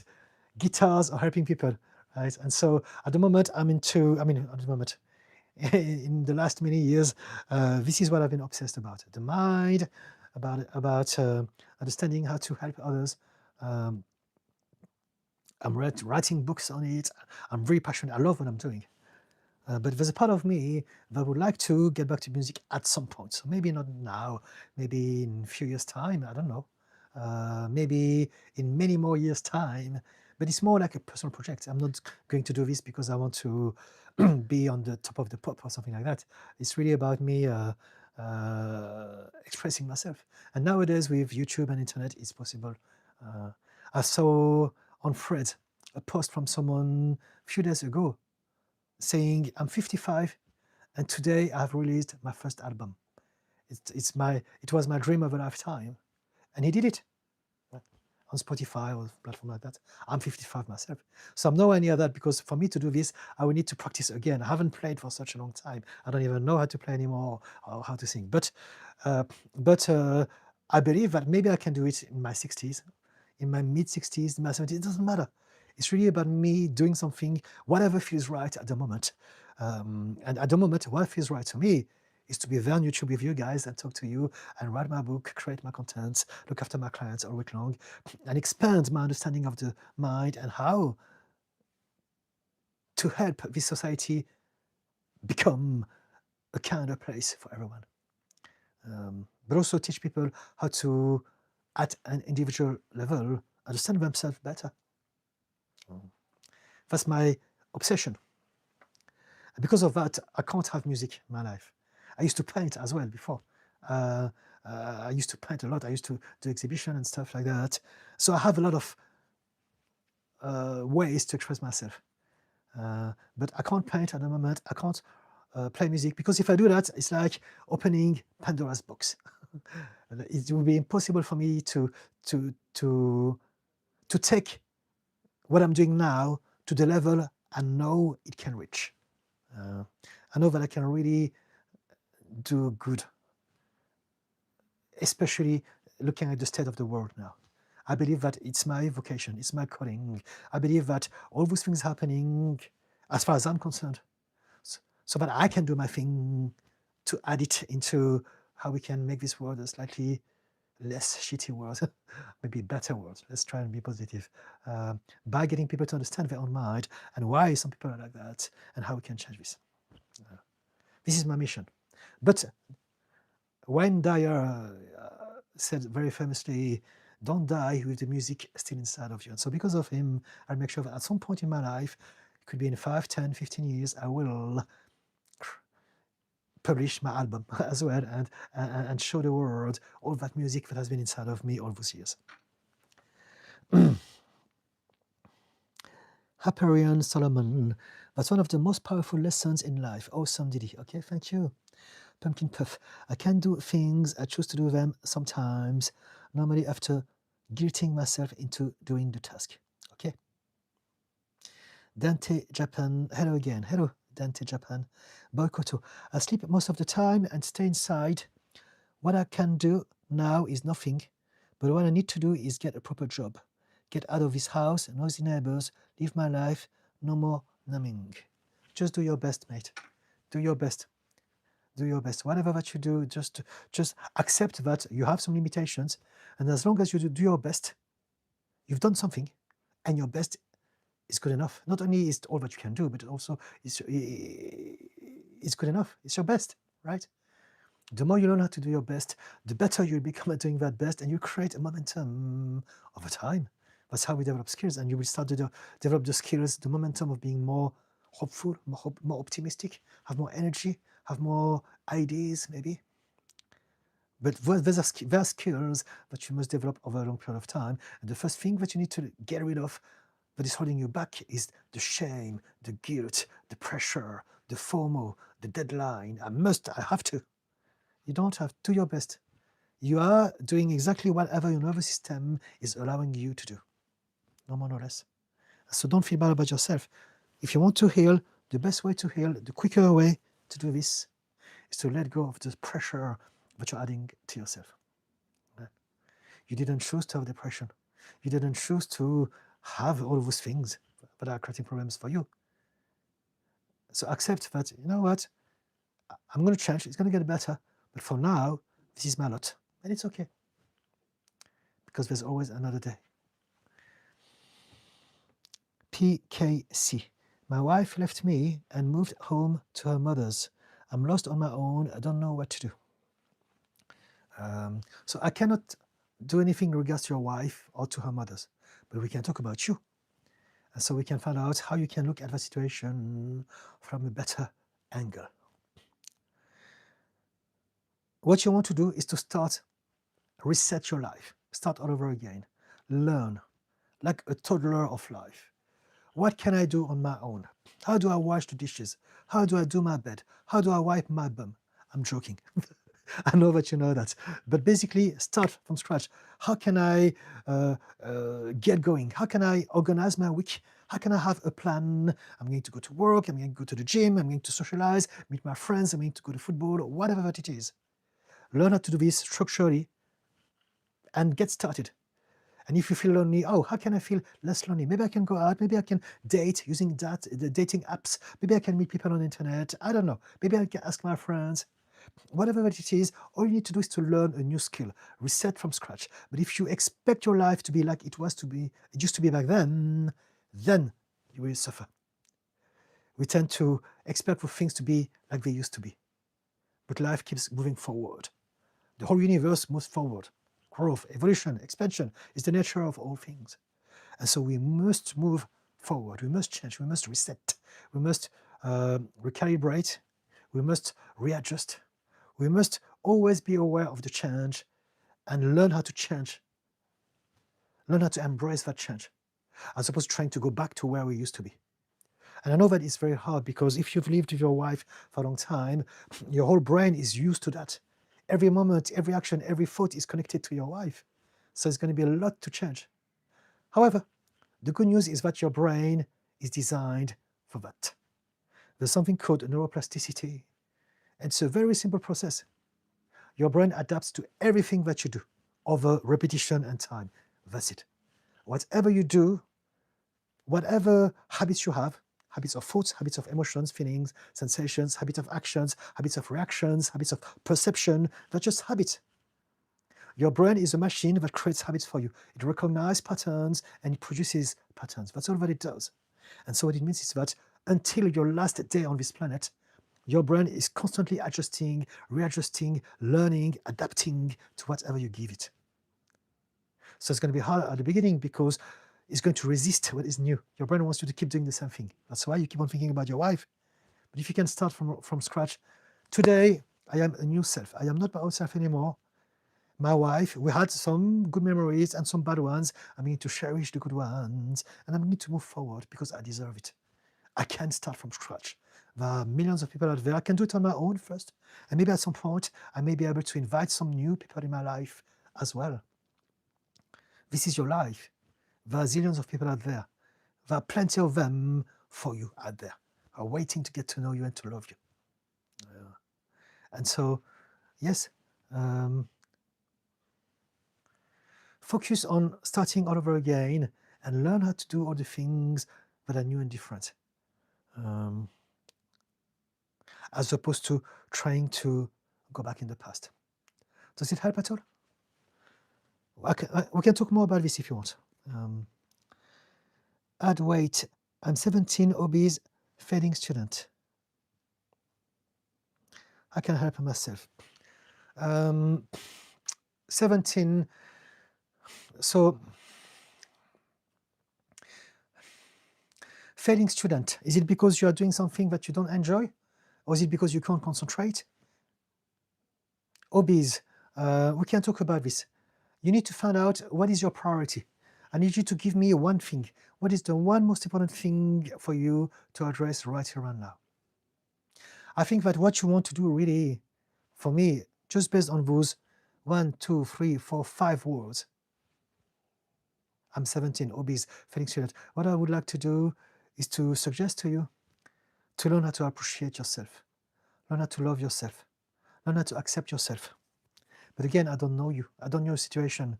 I don't know how it is with your parents at school. I don't know about your childhood.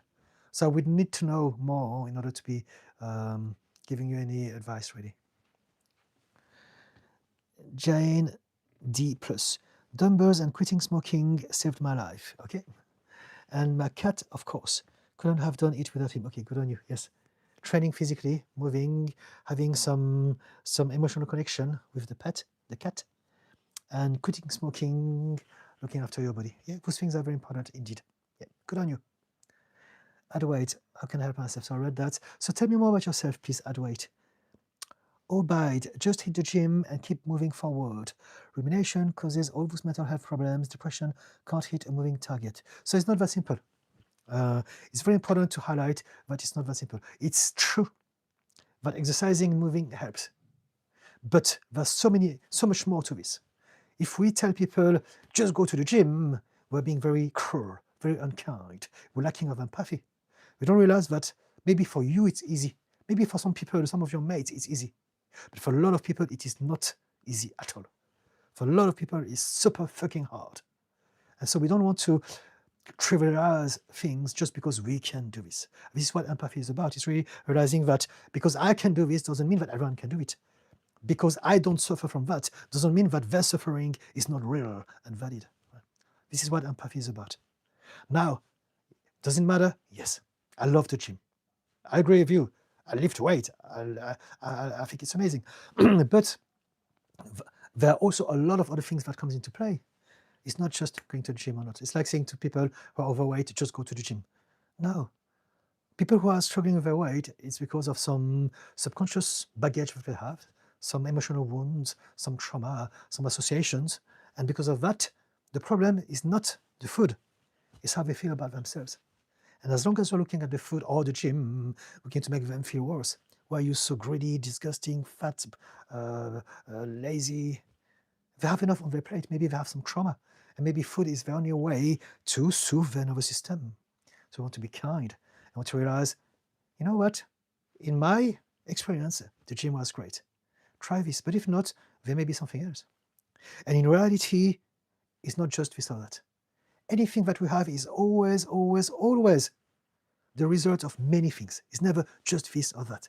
It's never just the gym. It's never just the trauma. It's never just this. We need to address the whole of it, right? We need to address the lifestyle. We need to address our environment, and we need to address our emotional subconscious triggers and filters and blocks. If we can address the whole of it, now we're onto something. And so I understand that you come from a good place, so I appreciate this. Thank you. But it's very important not to trivialize things based on our own experience. Yeah. Thank you. Abide. Martin, I released my album 8 years ago. Oh, fantastic. Good on you. And no commercial success, no fame followed it. It broke my heart and killed my motivation. I was scared to release it because I was scared that it won't have any success. So that's the difference. If I do it, I don't care about the success. This is the difference. I genuinely would do it because of the music. I came in London myself in 1993, the first time with my band. And then I came back 4 years after in 1997, and I stayed ever since to become a rock star. Because I've got borderline personality disorder. So I was grandiose and I wanted to impress everyone back home. I was doing music for the wrong reasons. I didn't do it for the love of music.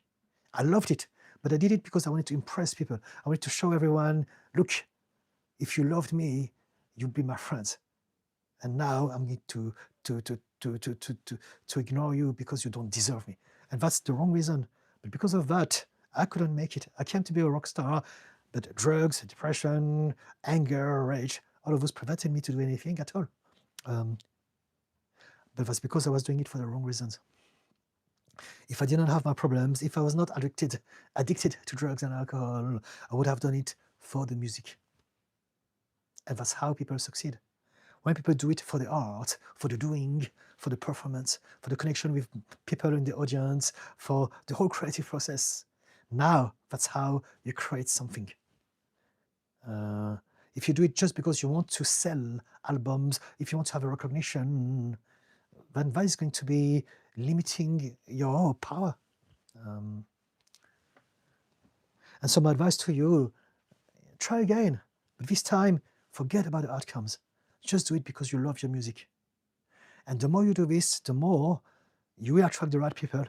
So you may have a great success as a result of that, or you may not. It doesn't matter anymore at that point. Martin, but I learned now 8 years later that it's about starting all over again and again and again and again and again. This. Okay, so there you go. So you're positive, right? Thank you. But I hope that we are on the same wavelength. It's really about the intention, the drive that gets us to do anything. We create the nature of that thing. Wait, I'm depressed because I am not social. My mum. So I have depression because of lack of social interactions, and you said my mum. So you have problems with your mum as well. You're depressed for a lot of different reasons. What makes you happy? If you can tell me that. What excites you? What stimulates your mind positively? Jake Polo. Why am I so scared when trying to meet new people and get stuck in my head? Because you have suffered bad experiences in the past. And there's a part of you that remembers this. So your subconscious mind is going to create those fears and those thoughts so that it's trying to protect you from meeting people because it believes that you're going to be either hurt or rejected or mocked or whatever happened to you in the past again. That's why. Advait, I'm overcharmed boy who was icon back then, but now I'm completely devastated. I'm no one to justify that myself, but my obesity and distraction have devastated all my talents. I'm tormenting myself. But you're only 17 years old. So you don't know who you are yet. Most of us, we don't know all throughout our lifetime. Even 50s, 60s, we're still trying to find out who we are. And so if you're 17, you can't have a definition of yourself just yet. If you tell me all of those things, it tells me that this is the idea of who you should be, because it's a projection of your parents' maybe desire for you. Is that correct? What do you mean by overcharmed? I don't know. Could you clarify yourself, please, Adwait? Pumpkin Puff. I used to work out every single day for years, and then I stopped. And now I can't even convince myself to work out, even though I know it will help. How do I fix this? You don't fix this. Do whatever works for you. If it doesn't work for you, if it doesn't come natural for you, don't do it. Find something else. You don't have to lift weight. You can walk, you can run, you can swim, you can cycle. You can do gardenings if you have a garden. You can dance. You can do Zumba. You can do yoga. You can do Tai Chi. You can do a combat sport. There are zillions of things you can do. You don't have to go to the gym. I love it. I love it. I've competed and I won. And so it's something that works for me. But it doesn't have to be your thing. Find out what it is that is easy for you, but you enjoy, right? And do that thing. Pumpkin puff. I'm just so tired from everything else. I feel like I'm always moving or I'm being lazy. Either way, it's the same feelings. Let me try to understand. I feel like I'm always moving or I am being lazy. I don't understand, Pumpkin puff. Could you clarify this for me, please?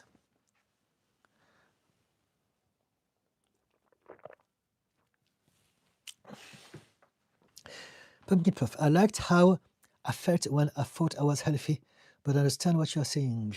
So you can do this again. You can be healthy in many, many different ways.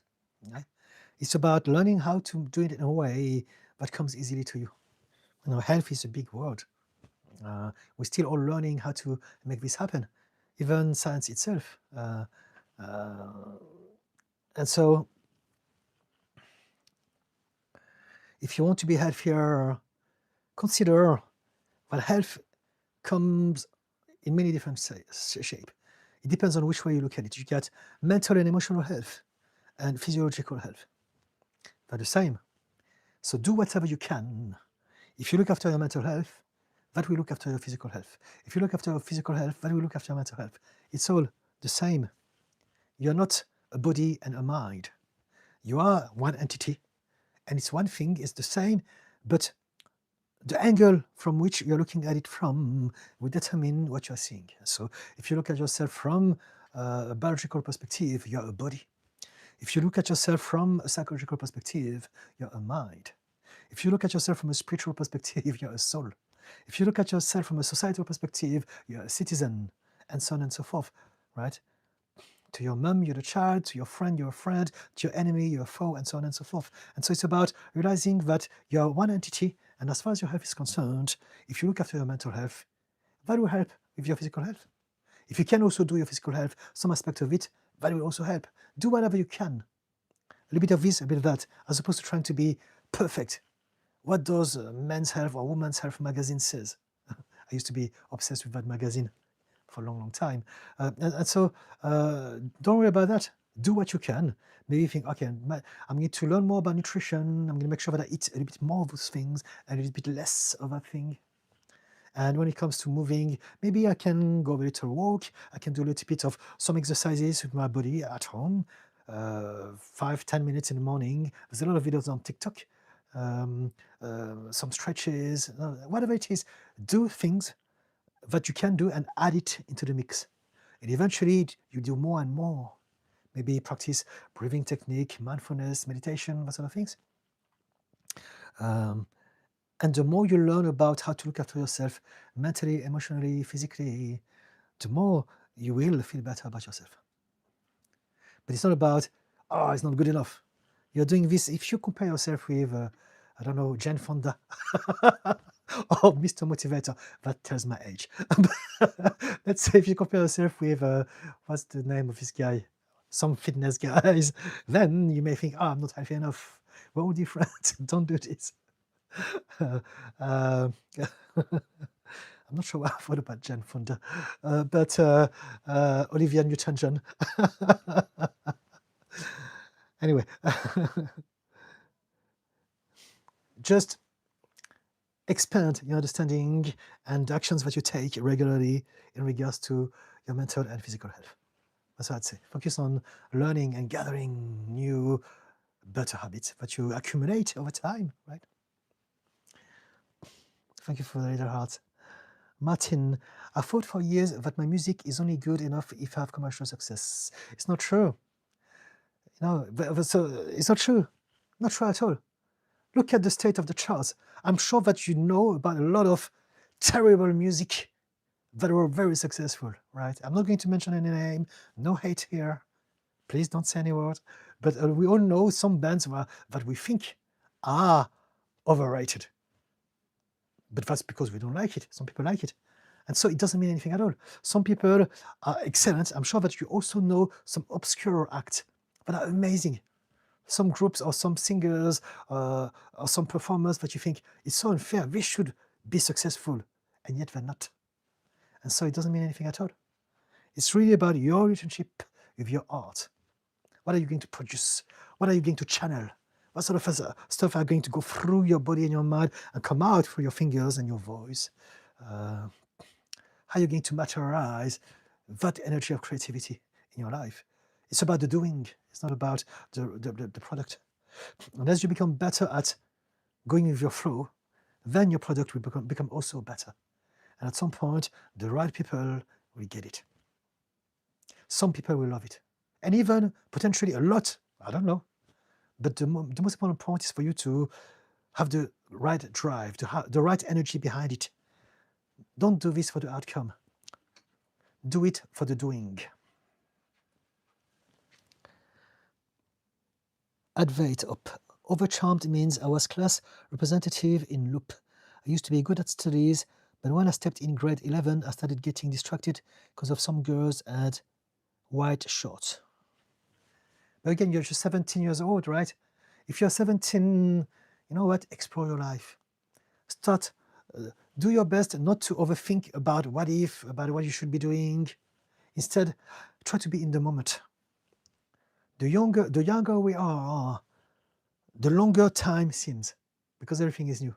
But if you already start to overthink things, you'll be missing out on all of those moments. So learn how to be present. But I would suggest you to learn about mindfulness and meditation. Learn how to be present. Breathing technique, sort of things. And that will allow you to explore more of your younger years, right?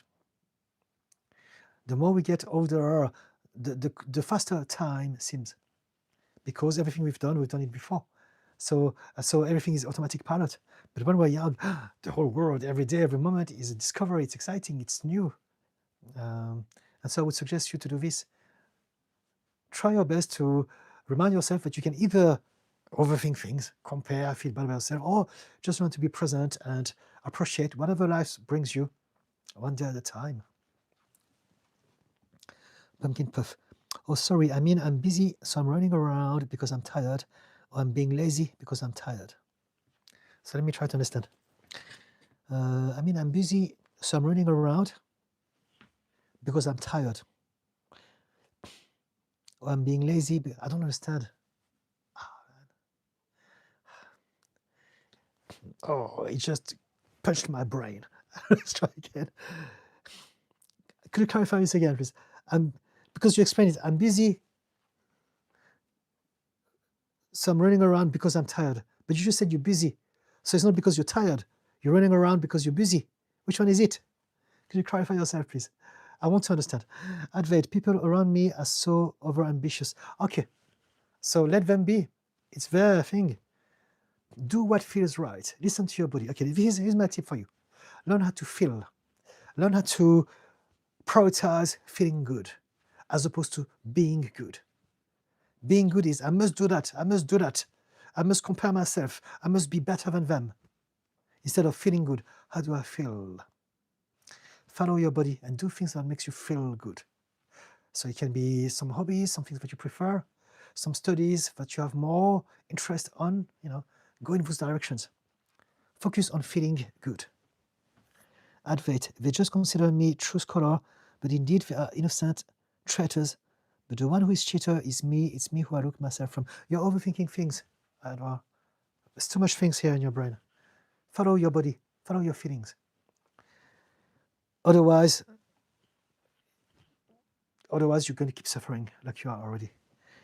Advait, even if I try any meditation or hobby, I just stick myself to distractions from studies.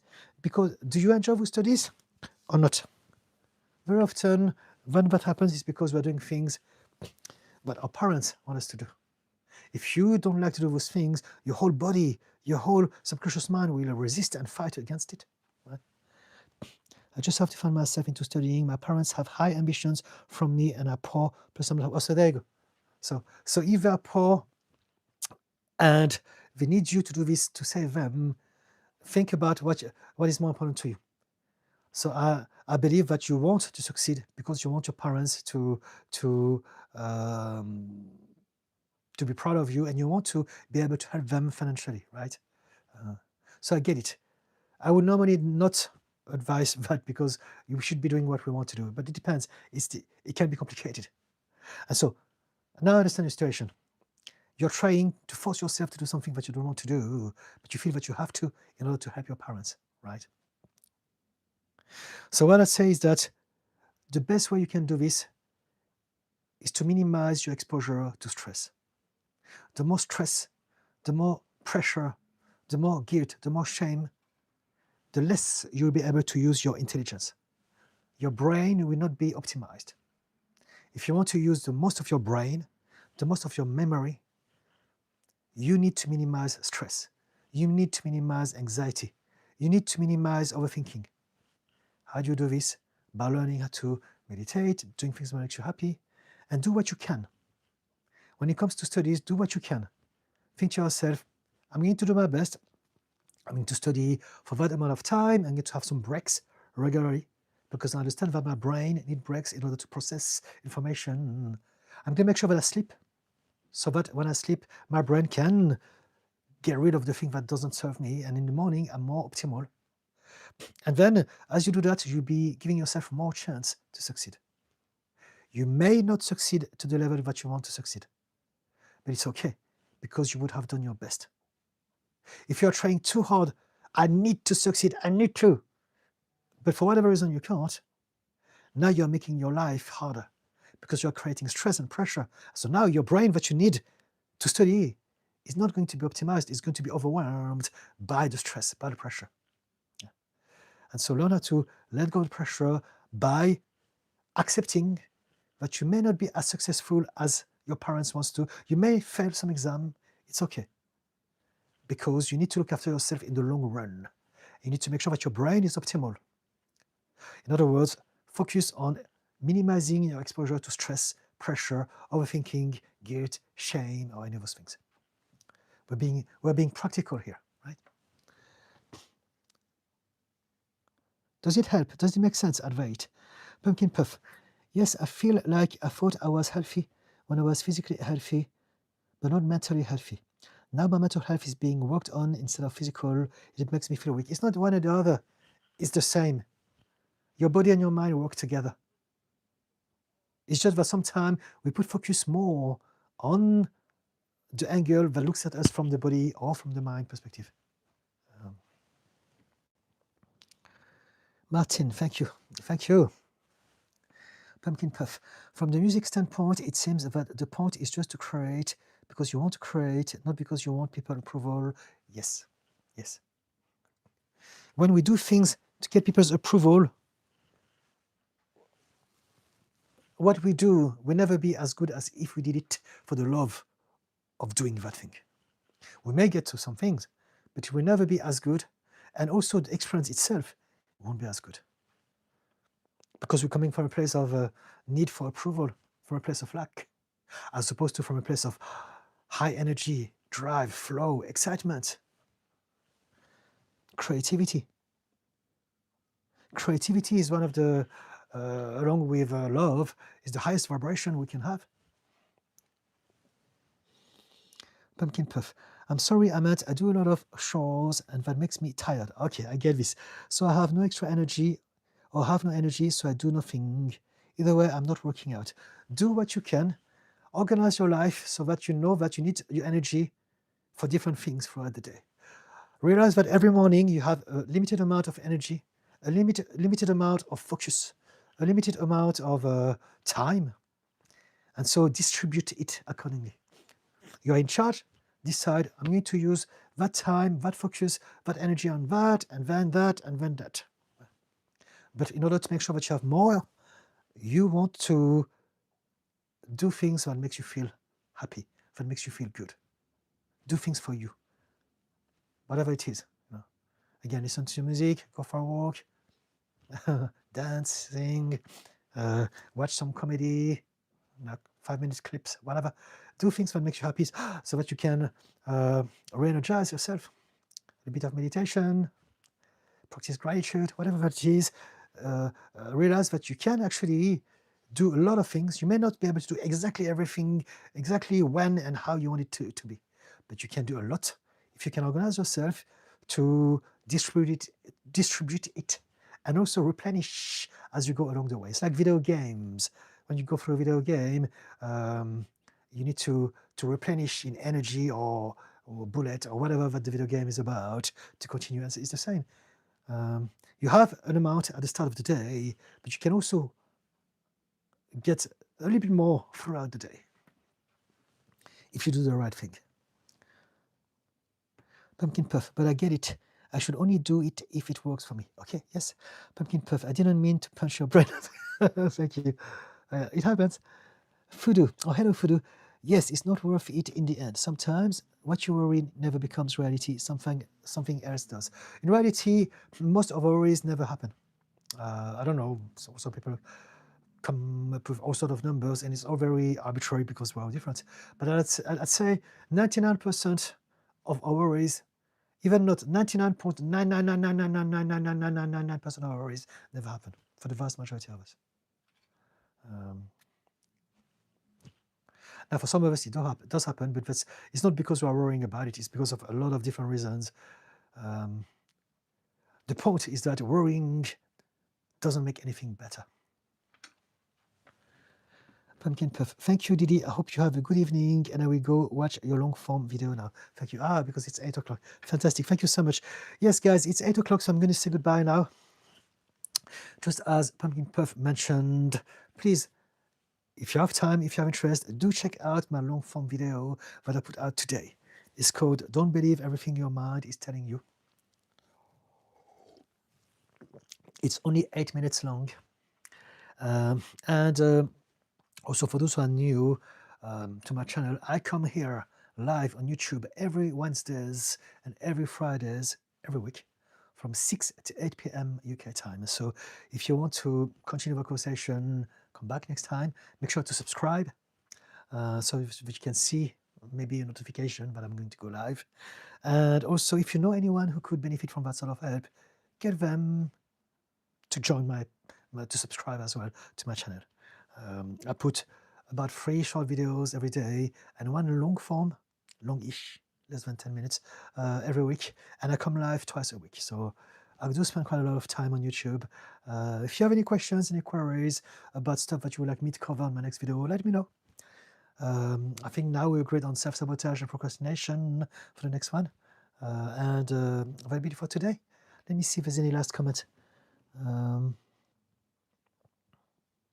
Pumpkin Puff. Also, the live seems to be watchable right after you end, so it doesn't take time to upload. Fantastic.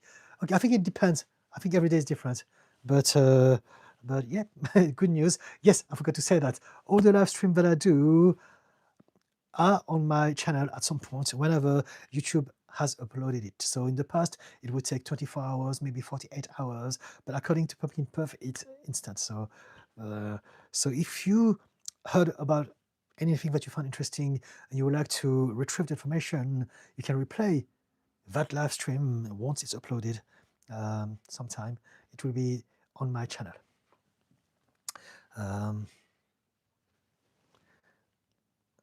Wait, last tip. Would you please suggest me something? I'm going to go now. If you can type it very quickly, otherwise I can continue next time. Fudo, nice to know. Okay, fantastic. Martin, some yellow emoji. I'm not sure what he's doing. FLK Ocean, I like your long videos. Keep doing them. I will. Thank you. Keep watching them. And let me know in the comment sections what you liked or disliked about it so that I know better how to do the next ones. Right? I'm still learning how to do all of those things. Advait, suggest me anything that could help me and distractions. This is a big topic. I would love to talk about it, but I need you to come back, okay? Come back Friday or next week, Wednesdays or Fridays, okay? How to add distractions. There's a lot of reasons as to, so we need to explore that together. Come back, please. Martin, thumbs up. Thank you. Say, yes, Adwait, do come back. I would love to talk about it, but I need you to come back. Guys, I love you all. Thank you for everything. Last thing that I want to mention is that also, if you need any more details about me as a therapist and coach, there's a link on my bio to my website. Just throwing this into the mix. other than that, I'm going to wish you a great day, a great night, wherever you are. Thank you for watching, and I'll see you either next Friday or next week or somewhere on one of my videos. Okay? Thank you so much, guys. Bye-bye for now.